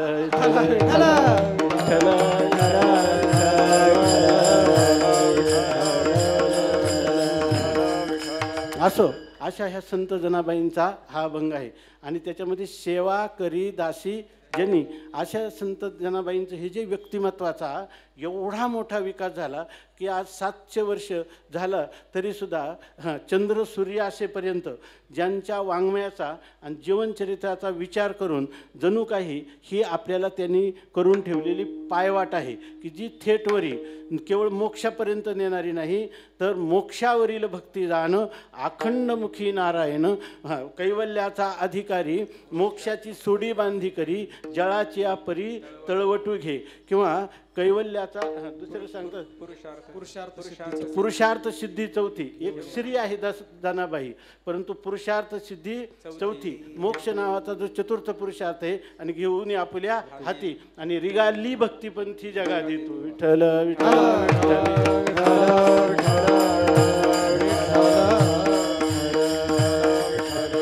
ज्ञानोत्तर प्रेम लक्षणात्मक भक्ती ज्यांनी आपल्याला भरभरून ह्या मानवी समाजाला चंद्र सूर्य असेपर्यंत उपयोगिता येईल अशा प्रकाराने हे वाङ्मय निर्माण करून ठेवलं. अशा असणाऱ्या संत जनाबाई यांच्या व्यक्तित्वाचा विकास कुठून झाला एवढा, याचा जर आपण विचार केला तर त्याचं एकच कारण आहे की संतांच्या मेळाव्यात नेहमी राहणं. संत लोक आहे ना, जावई व्याही यांचा जेवढा सत्कार करतात ना तेवढा सुद्धा साधूंचा करीत नाहीत. विठ्ठल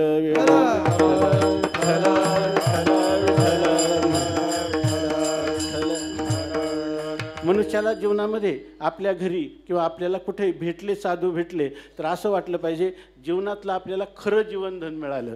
परंतु लोक व्याही जावयाचा सत्कार तर जाऊ द्या, पण आपल्या घरी काम करणाऱ्या मजुराला जेवढं आपण सन्मान देतो तेवढासुद्धा साधूला देण्यात त्यांना हे वाटतं, काय त्याला म्हणतो आपण, लाज वाटते. विठ्ठल विठ्ठल विठ्ठल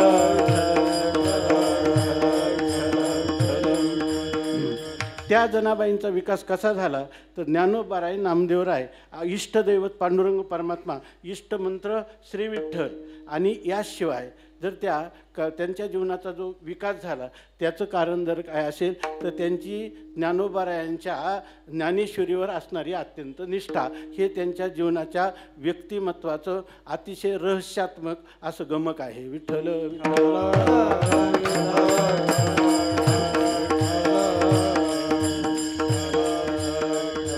वाचावी ज्ञानेश्वरी, डोळा पाहावी पंढरी, ज्ञान होय अज्ञानेशी, ऐसा वर त्या टिकेशी, ही त्यांच्या अनुभूती आहे. हेच त्यांच्या जीवनातल्या व्यक्तिमत्वाच्या विकासाचं रहस्य आहे. विठ्ठल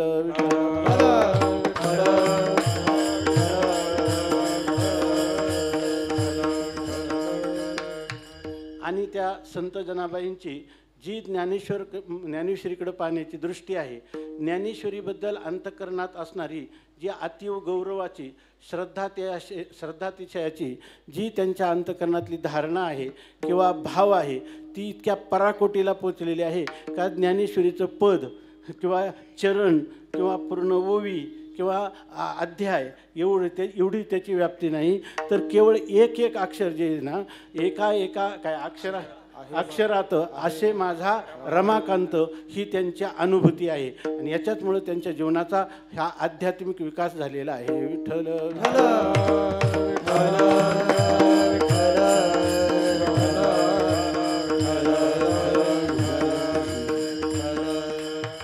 श्री संत जनाबाईंची ज्ञानेश्वरीकडे पाहणारी जी दृष्टी आहे ते हा अभंगाचं प्रथम चरण. भाव अक्षराची गाठी, भाव अक्षराची गाठी, भाव अक्षराची गाठी, भाव अक्षराची गाठी, भाव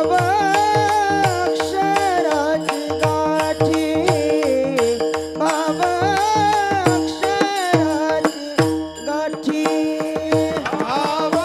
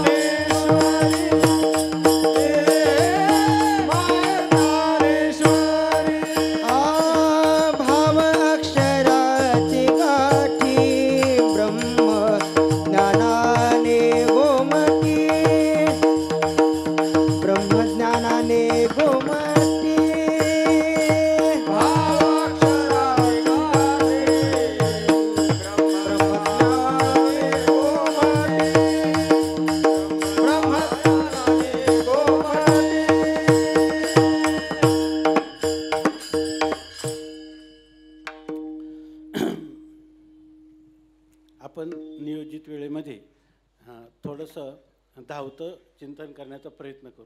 तुम्ही म्हणाल धावतं का म्हणता ह्याच्यामध्ये, तर सांगता येत नाही म्हणून म्हणतो.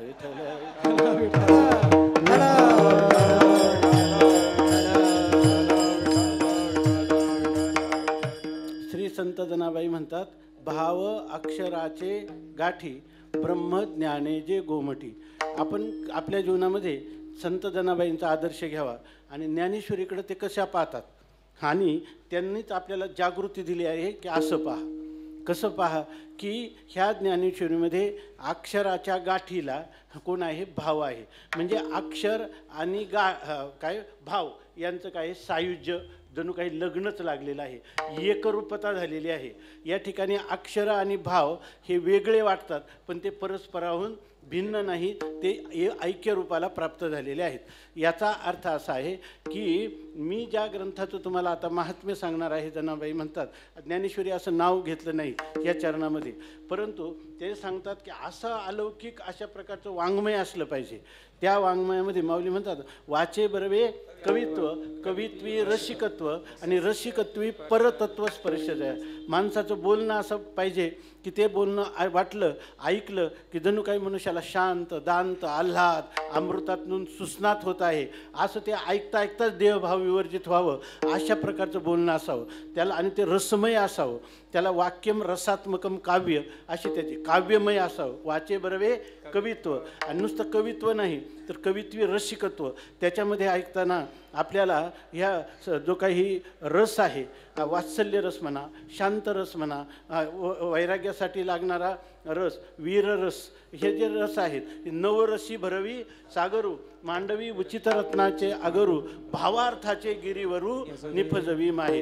ते सांगत असताना केवळ काव्य असून चालणार नाही, तर त्याच्यामध्ये रसाचं अवतरण असलं पाहिजे. भावाचे अवतरण अवतरविती निज खूण आणि हाताचढे संपूर्ण तत्वबोध असं बोललं पाहिजे. आपल्याला बोलू ऐशे बोल जेने बोले विठ्ठल डोले, अशा प्रकारचं बोलणं असलं पाहिजे. कीर्तनाची मर्यादा जी आहे तर नाथ महाराज सांगतात कीर्तनाची मर्यादा अशी आहे की जेणे करुणी अंतरी ठसावे मूर्ती श्रीहरीची, ऐशी कीर्तन मर्यादा आहे संतांच्या घरची. आता महाराष्ट्रातल्या सांप्रदायिक कीर्तनकारांनी त्यांची काय मर्यादा ठरवली त्याचं तेच ठरवतील. विठ्ठल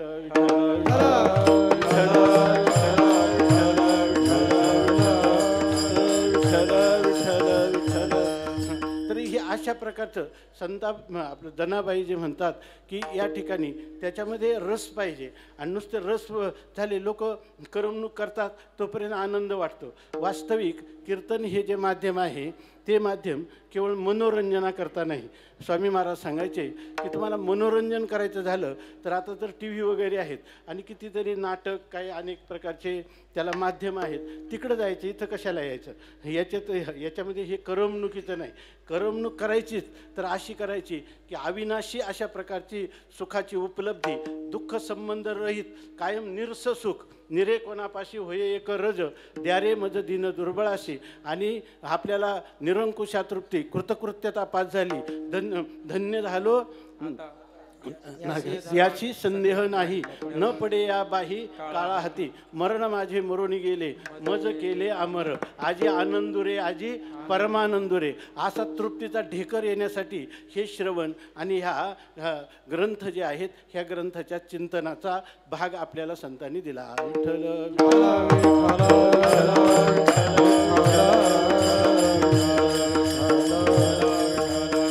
अशा प्रकारचं हे वाङ्मय आणि अशा प्रकारचं बोलणं असलं पाहिजे की जे बोलणं ऐकल्यानंतर माणसाचं मन जे आहे त्याला काहीतरी आल्हाद, जर त्या मनाचा क्षोभ होत असेल, अशा प्रकारचं श्रवण कानावर पडल्यावर मनाला क्षुब्धता येत असेल, अशांतता येत असेल, अनेक संशयाचं जाळ उभं राहत असेल तर ते श्रवणच नाही.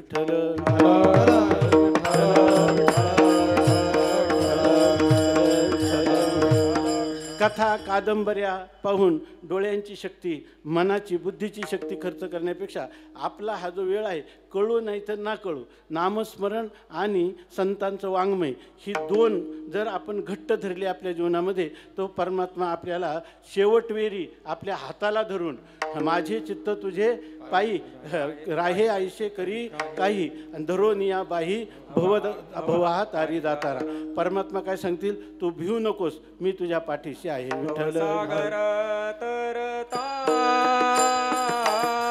कार्य करीत चिंता, सागर तरता कार्य करीत चिंता, पहिला उभा दाता कटी कर ठेवून या,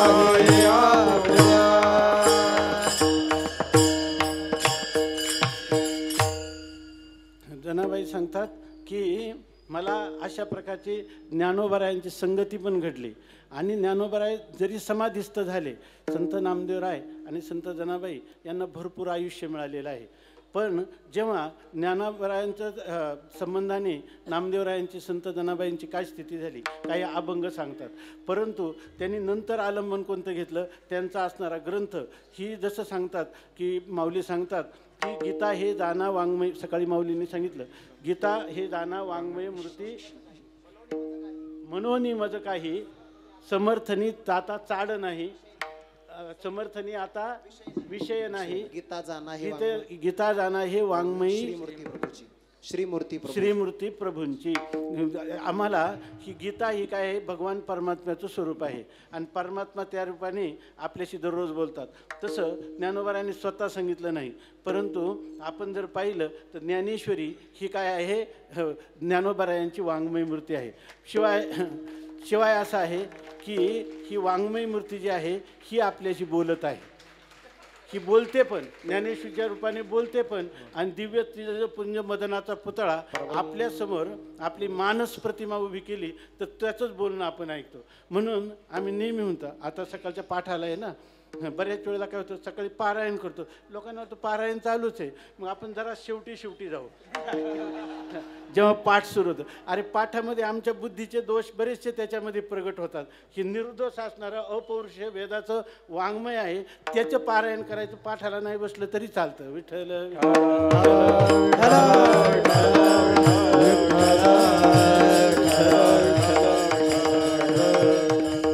तेव्हा हा भाव जो आहे तो एका अक्षराच्या गाठीत आहे. अक्षर शब्दाचा एक अर्थ आहे नक्षरती इति अक्षरा, ही अविनाशी सुखाचं मार्मिक बीज म्हणजे ही ज्ञानेश्वरी आहे की ज्या दुःख संबंध रहित अशा सुखाची उपलब्धी पाहिजे असेल तर भाव धरून या वाची ज्ञानेश्वरी. अशा एक प्रकारचा अलौकिक ग्रंथ आमच्या जीवनात आला.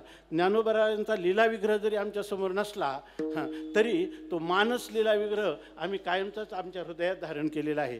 आणि त्याशिवाय ज्ञानोबाराय आम्हाला चंद्रसूर्य असेपर्यंत देहांतापर्यंत आमच्याशी अत्यंत गोड गुज सांगणारा असा ज्ञानेश्वरीच्या रूपाने संवाद करीत आहे. आणि त्या एका अक्षराच्या गाठी अशी आहे की त्यांचा समन्वय, त्या अक्षर आणि अक्षराचा अर्थ, पद आणि पदार्थ, अक्षरापासून बनणारं पदचं जाऊ द्या, त्याच्यातला एक अक्षरसुद्धा ज्ञानेश्वरीतलं नुसतं ओम तरी एक अक्षर म्हणतात, ओम इत्येक अक्षरम ब्रह्म. तुम्ही म्हणाल तेच ओंकारच सांगितलं आहे. काही संप्रदाय आहेत ते म्हणतात एकाक्षर गीता म्हणजे ओम आहे. अरे तसं नाही. नमोजी आद्या वेद प्रतिपाद्या इतकंच नाही, आसुरी संपत्ती माऊली बोललेत म्हणून ते सुद्धा काय आहे, ब्रह्मज्ञानाने गोमटीच आहे.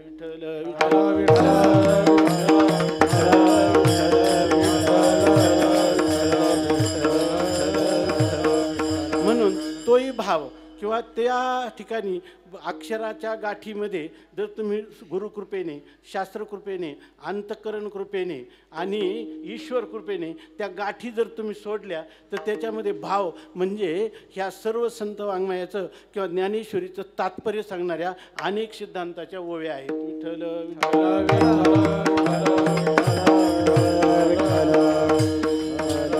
भाव शब्दाचा अर्थ भूसत्तायाम, म्हणजे सत्ता, म्हणजे सद्रूप असणारं जे परमात्मा आहे त्या परमात्म्याचं अभिव्यक्ती करण्याचं हे साधन आहे, ते म्हणजे ज्ञानेश्वरी आहे. आणि पुन्हा बारीकाईने विचार केला तर नुसतं सद्रूप ब्रह्म नाही सांगायचं, ते जे भाव किंवा सत अर्थाने आलेलं पद आहे ते चिद आणि आनंद आणि अद्वयाचं उपलक्षण आहे.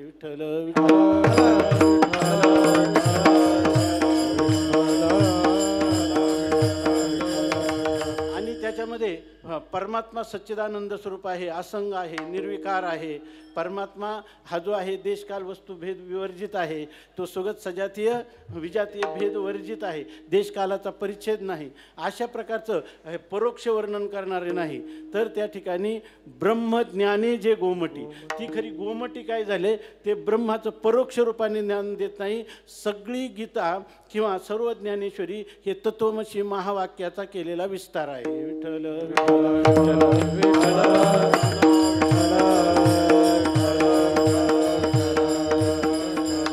म्हणून त्या ठिकाणी म्हणतात की काय ब्रह्मज्ञानाने गोमटी, खरा गोमटा ऐश्वर्याने युक्त आल्हादकारक असा महान असा ग्रंथ जो निर्माण झाला तो ब्रह्मज्ञानामुळं झाला.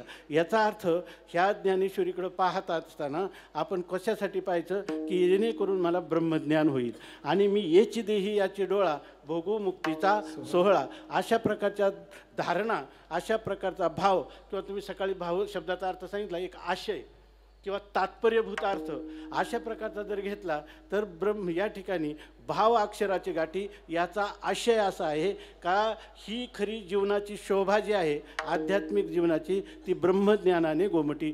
ब्रह्मज्ञान झालं तर आपलं जीवन जे आहे ते खऱ्या अर्थाने सम्यक झालं, साधू झालं, समतोल झालं, सामंजस्याने परिपूर्ण झालं.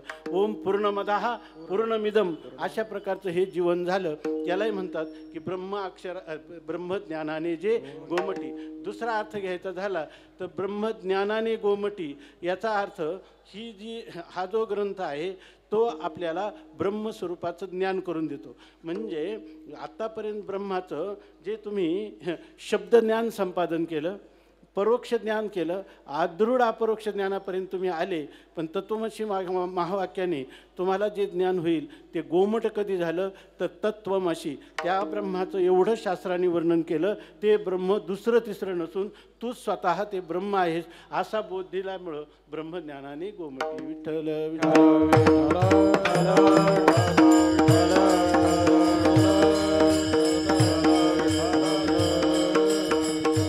तुकाराम महाराजांनी तर याचाही परिष्कार केला. आज परिष्काराचा दिवस आहे तर त्यांनी परिष्कार केला. तो एवढा केला की ब्रह्मज्ञान हे साधन आणि त्याने प्राप्त होणारा मोक्ष हे साध्य एवढी अंतकरणात तात्पर्यभूत भावना निर्माण होत नाही. जेव्हा खरं खुरं निरे कोणापाशी होये एक रज, नाहीतर मग घरोघरी अवघे झाले ब्रह्मज्ञान परी मिळवणं तया माझे, असं हे ब्रह्मज्ञान नाही. ब्रह्माचं ज्ञान नाही, ब्रह्माचं ज्ञान नाही, ज्ञानच ब्रह्म आहे, ब्रह्मज्ञानाहून भिन्न नाही आणि ते तुझा आत्माच आहे. असं जेव्हा जीवनामध्ये यथार्थ संशय विपर्यय रहित ज्ञान होतं त्यावेळेला आता आपल्या जीवनाची खरी पूर्णता आणि ती पूर्णता करून देणारा हा ग्रंथ आहे असं संत जनाबाई म्हणतात की काय भाव अक्षराचे गाठी आणि ब्रह्मज्ञानाने गोमटी. आता आपण म्हणून तुकाराम महाराजांनी काय परिष्कार केला. तुकाराम महाराज म्हणे षष्टी तत्पुरुष करूच नका. काय करा, तुका म्हणे कृपा करील नारायण तरीच हे ज्ञान ब्रह्म होय. तरीच हे अन्वयाप्रमाणे आपण चिंतन करीत असतो तरीच हे ब्रह्मज्ञान होय, म्हणजे ब्रह्माचं ज्ञान होय नाही. तुकाराम महाराज जी स्थिती सांगतात ती ही आहे की ज्याला ज्ञान म्हणताना ते ज्ञानच ब्रह्म आहे आणि ब्रह्मच ज्ञान आहे.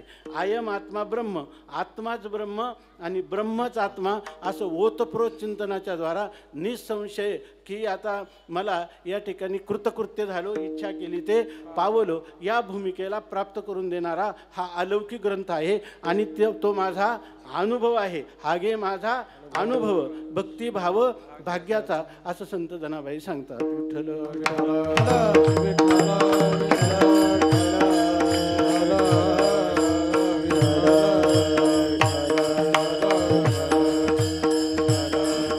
आपल्याला जिज्ञासा होती की संत जनाबाई कोणत्या ग्रंथाचं वर्णन करतात.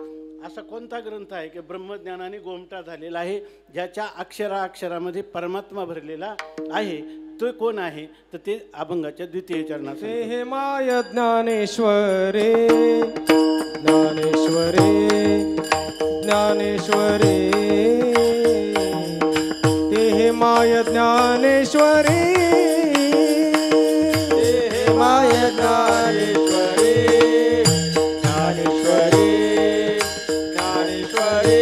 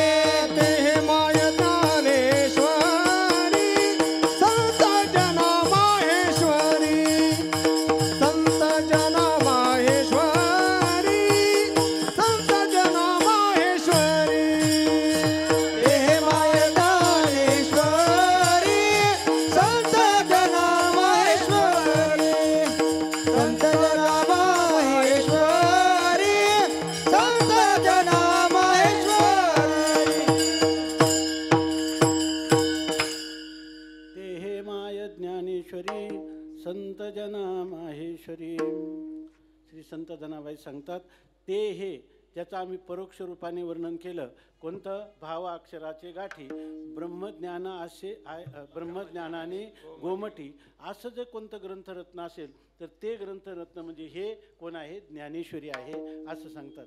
ज्ञानेश्वरी म्हणजे हे तर काय आहे, ऐश्वर्याने संपन्न ज्ञान. ऐश्वर्य म्हणजे कोणतं, मोक्षाच्या ऐश्वर्याला जे बसकर झालेलं आहे असं ज्ञान, ते काय आहे या ठिकाणी, ते हे माय ज्ञाने ऐश्वरी आणि संत जना माहेश्वरी, किंवा महान असणारं जे ईश्वराचं ज्ञान, ईश्वर संबंधाचं आणि ईश्वराने स्वमुखी आपण स्वतः सांगितलेलं ते सुद्धा काय आहे, माहेश्वरी अशा प्रकारचं ज्ञान आहे. त्याच्याही पुढं जायचं म्हटलं तसं लक्षात आलं म्हणून सांगतो. आपले परमवंदनीय प्रातस्मरणीय सदानंद गुरुजी जाण्याच्या आदल्या दिवशी जवळजवळ अर्धा पाऊण तास त्यांच्याशी संवाद झाला. तेव्हा त्यांनाही माहीत नव्हतं, आम्हाला माहीत नव्हतं की दुसऱ्या दिवशी ते ब्रह्मलीन होतील. तर त्यावेळेला त्यांनी सांगितलं की हे जे बाहेरचं आपण म्हणतो ना मुक्ताईचं मंडप, तर ते मुक्ताईचा मंडपच नाही, ते कालाच्या ओघामध्ये बदलत गेला. ज्ञानेश्वर दर्शन म्हणून त्यांनी ग्रंथ लिहिला, तर त्याच्यामध्ये त्यांनी सांगितलं हे पार्वती माता आहे, इकडं सिद्धेश्वर आहे आणि इकडे ही पार्वती माता. पार्वती मातेचं दुसरं नाव काय आहे, माहेश्वरी. माहेश्वरी हे नाव आहे. तेव्हा इथं संतजना, संतजन म्हणजे काय, तर तेची संत ज्यांचा हेत विठ्ठली, नेनती काही टानेटोने नामस्मरणा वाचुनी. नामधारक जे आहेत त्यांना संत म्हणावं, मुमुक्षु जे आहेत त्यांना संत म्हणावं, आणि ज्यांनी आपलं जीवन आपल्या इष्टदेवतेला पूर्णपणे समर्पित केलेलं आहे त्यांना संत म्हणावं. सत्याच्या मार्गाच्या अन्वेषणावर जे शास्त्रप्रमाणाने चाललेले आहेत त्यांना संत म्हणावं. तेची संत अशा प्रकारची स्थिती आहे. तेव्हा हे दुसरं एक काय सांगितलं की माऊलीची एक ओवी आठवत नाही, संत शब्द आहे त्याच्यामध्ये, विठ्ठल या उपाधी माझी गुप्त, या उपाधी माझी गुप्त, चैतन्य असे सर्वगत, ते तत्वज्ञ संत स्वीकारिती. असं सांगितलं की या ज्या उपाधी आहेत या उपाधीमध्ये गुप्त रूपानं असणारं जे चैतन्य आहे ते माझा आत्मा आहे असं ज्याने, तेच सर्वम खल्विदम ब्रह्म आहे असं ज्यांनी स्वीकार केलं त्याला म्हणतात संत. तरीसुद्धा हा प्रयोग वेदामध्ये फारसा नाही, पुराणांमध्ये फारसा नाही, हा आपल्या संत वाङ्मयात आहे. आणि या संत वाङ्मयामध्ये हा जो शब्द आहे हा अतिशय परवलीचा झालेला आहे. महाराज बघा, तर त्याचा अर्थ जर आपण बारकाईनं पाहिला, संत चरित्र आणि संत वाङ्मय, तर ह्या संत वाङ्मयामध्ये संत हा जो परवलीचा शब्द आहे तो अशा एका व्यक्तिमत्वाला उद्देशून दिसतो की ज्याच्यामध्ये ब्रह्मज्ञान झाल्यानंतरही मीची होऊनी पांडवा करीती माझी सेवा, या ठिकाणी ज्ञानोत्तर प्रेमलक्षणात्मक भक्तीचा आदर्श ज्याने जतन केलेला आहे तो संत आहे. आणि ह्या संतांचे संतजन म्हणजे ह्या संतांचा जो समूह आहे त्यांना हे महान ईश्वरी म्हणजे ही जी माहेश्वरी ही ब्रह्मविद्येचं स्वरूप आहे आणि त्या ब्रह्मविद्येचे अधिकारी ते लोक आहेत, म्हणून त्यांना हे महान असं ईश्वरी ज्ञान आहे. किंवा दुसरं आता सांगितल्याप्रमाणे हे जे वेद आहे ह्या वेदामध्ये अधिकाराचा प्रश्न आला तेव्हा सर्वांना उपलब्ध होण्यासाठी त्या ब्रह्मविद्येनं किंवा या ठिकाणी त्या वेदानेच जे स्वरूप धारण केलं ते हे माये ज्ञानेश्वरी विठ्ठल.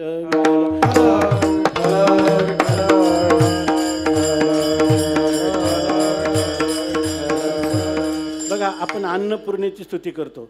अन्नपूर्णा हे पार्वती मातेचं रूप आहे.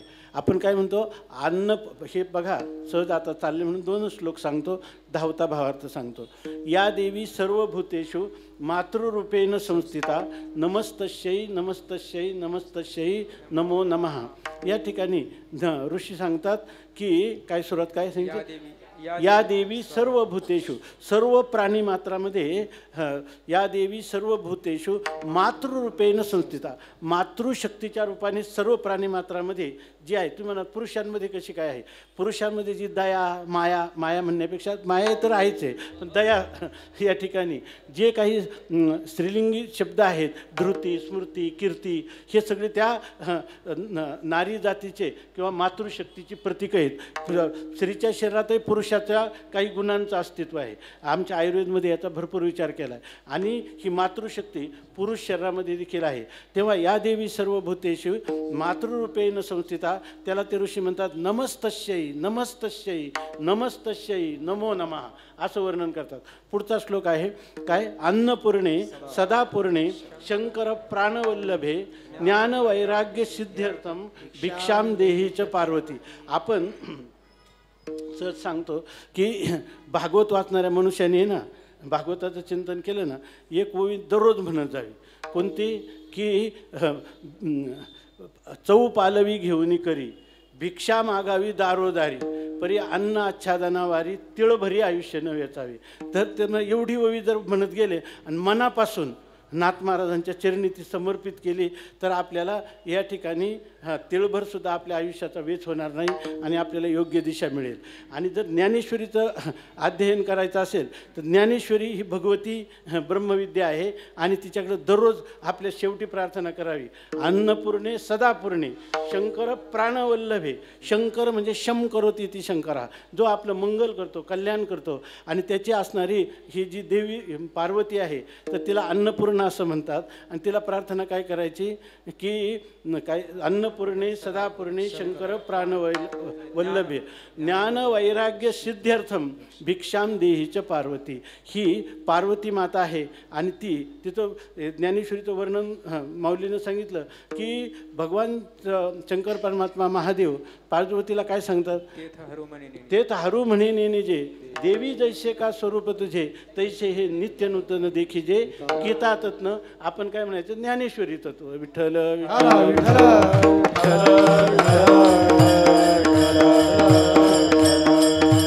ही ज्ञानेश्वर महाराज माऊली आहे आणि हा ग्रंथसुद्धा काय आहे, माऊली आहे. म्हणून त्या ग्रंथाजवळ आपण मागायचं. ती काय अक्षर लिहिलेलं एक पुस्तक नाही. त्या ठिकाणी बाकीचे ग्रंथ आहेत ना, हे आपल्या जीवनात गाठी ग्रंथी उत्पन्न करतात आणि ज्ञानेश्वरी ग्रंथी भेद करते. विठ्ठल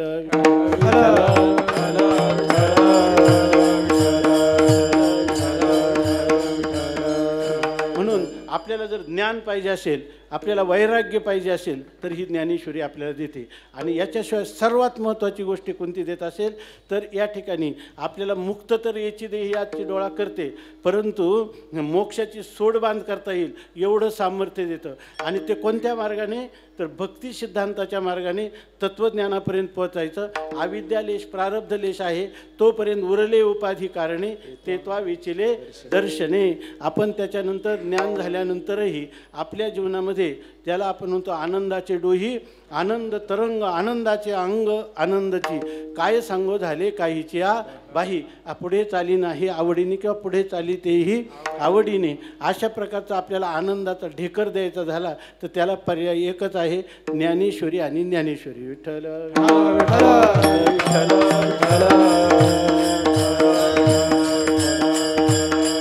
म्हणून म्हणतात जनाबाई काय, ते हे माय ज्ञानेश्वरी. हे म्हणजे आज उपलब्ध आहे ती आहे की नाही. ती जर तिच्यातही किती, परवा एक प्रकाशनाला गेलो होतो समाधीजवळ, एका 90 वर्षाचे वयोवृद्ध तपस्वी महात्मा. तर त्यांनी रामेश्वरपासून तर दिल्लीपर्यंत 1143 ज्ञानेश्वरीचे हस्तलिखित मिळवले. आणि त्याच्यामध्ये त्यांनी सांगितलं 6वा अध्याय सोडला तर 6व्या अध्यायात कुठलेही त्यांचे भेद नाहीत, परंतु 17 अध्यायामध्ये इतके पाठभेद आहे की कोणाचं काही संबंध लावणं कठीण आहे. पण तरीसुद्धा जी आज उपलब्ध आहे ते हे जे आपल्याला उभे आहे, जेवढा अर्थ कळतो तेवढं जरी आपण अनुष्ठान केलं तरी आपल्याला जीवनाची परिपूर्णता ज्ञानोबा आहे किंवा ज्ञानेश्वरी देईल. म्हणून ते हे माहे ज्ञानेश्वरी आणि संत जना माहेश्वरी. तुम्हाला काही लोक म्हणतात आम्हाला वाटतं बरं का, निश्चय करतो आम्ही, निश्चय करतो पण होतच नाही. आणि हे का बरं होतं असं? काल मला एकाने सांगितलं की मी 6 महिने प्रयत्न केला, 6 वेळा ज्ञानेश्वरी महाराजांच्या जवळ येऊन पारायणाचा आरंभ केला, पण एकही झालं नाही, एकही पारायण पूर्ण झालं नाही. याचं काय कारण असावं? कारण असं होतच नाही. संत जनांना ती माहेश्वरी, याचा अर्थ तुम्ही असंत असले पाहिजे, आहे की नाही. आणि दुसरी गोष्ट, विवेकी पुरुषांना ही ज्ञान देते, तुम्ही अविवेकी असले पाहिजे आणि तुम्हाला निश्चयाचा अभाव असला पाहिजे. विठ्ठल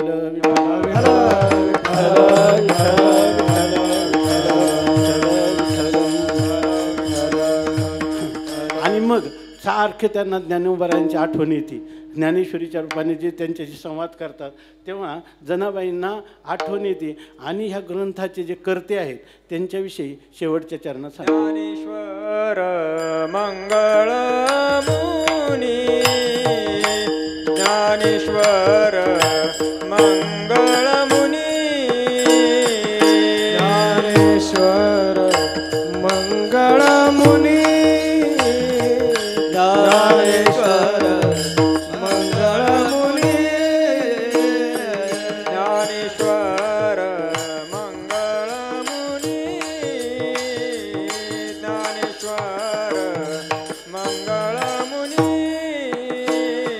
ज्ञानेश्वर मंगळ मुनी, ज्ञानेश्वर मंगळ मुनी, सेवा करी दासी जनी, सेवा करी दासी जनी, ते माय ज्ञानेश्वरी, ते माय ज्ञानेश्वरी, सेवा करी दासी जनी, सेवा करी दासी जनी, हे माय ज्ञानेश्वरी, ते माय ज्ञानेश्वरी, संत जन माहेश्वरी, संत जना माहेश्वरी, संत जन माहेश्वरी, संत जना माहेश्वरी, ते माय ज्ञानेश्वरी,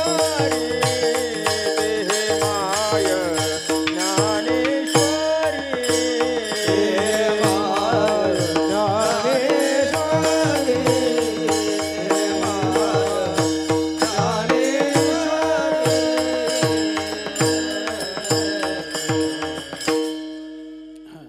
ज्ञानोबा यांच्याबद्दल आपला असणारा जो अतिव आदर ते संत जनाबाई व्यक्त करतात की ज्ञानेश्वर मंगलमुनी, आमचे ज्ञानोबाराय आहेत ते मंगलमुनी आहेत. याचा अर्थ आपल्याला माहिती आहे मंगल काय आहे, मंगलाचरणाचे प्रकार काय आहे. मंगल याचा अर्थ आपलं आत्यंतिक कल्याण करणारं. तर हे ज्ञानोबाराय जे आहेत ते मंगल अशा प्रकारची मुनी आहे. मुनी मननात मुनिरित्युच्यते, जो मनन करतो, चिंतन करतो, नित्य अनुसंधान करतो त्याला म्हणतात मुनी. तेव्हा ज्ञानोबाराय हे मुनी आहेत. म्हणजे ज्ञानोबारायांनी जर कितक्या उपपत्ती दिल्यात ना, जनाबाई त्यांना मुनी का म्हणतात. मनन म्हणजे काय आहे, जे काय जीव ब्रह्माच्या ऐक्याला साधक आणि जीव ब्रह्माच्या भेदाला बाधक असं जे अद्वैत यौक्तिक चिंतन आहे त्याचं नाव आहे मनन. आणि ते आमचे ज्ञानोबाराय मननशील आहेत. जगामध्ये सिद्धांताची पखरण करणारे पुष्कळ शास्त्रज्ञ आहेत, शास्त्रकार आहेत, परंतु त्यांना अशा प्रकारचे दृष्टांत, अशा प्रकारच्या उपपत्ती द्यायच्या की सिद्धांत त्यांच्या बुद्धीवर सहज आरूढ झाला पाहिजे. एवढं समाज जीवनाचं खऱ्या अर्थाने मंगल करण्यासाठी अंतकरण तिळतिळ तुटणारं व्यक्तिमत्व म्हणजे ज्ञानोबाराय आहे. विठ्ठल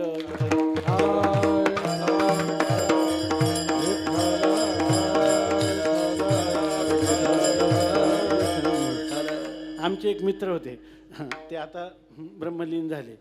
ते म्हणायचे ज्ञानोबारायांनी एवढे वया कशाला केल्या, 9,000 वयात आहे ना, त्याच्यापैकी 5,000 वयाचं दृष्टांत ते म्हटले, हे कशाला केलं. मग मी त्यांना अत्यंत आमचे जवळचे मित्र होते, मी म्हटलं तुमच्यासारखं त्यांचं अंतकरण नव्हतं म्हणून केलं. विठ्ठल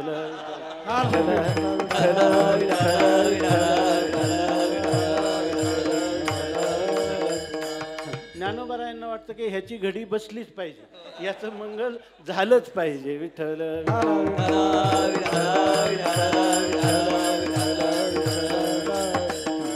म्हणून ते मंगलशील असे मननशील आहेत की काय बरं करावं की हा सिद्धांत याच्या बुद्धीवर आरूढ होईल, नाम दृढ होईल, म्हणून एवढे दृष्टांत आहेत.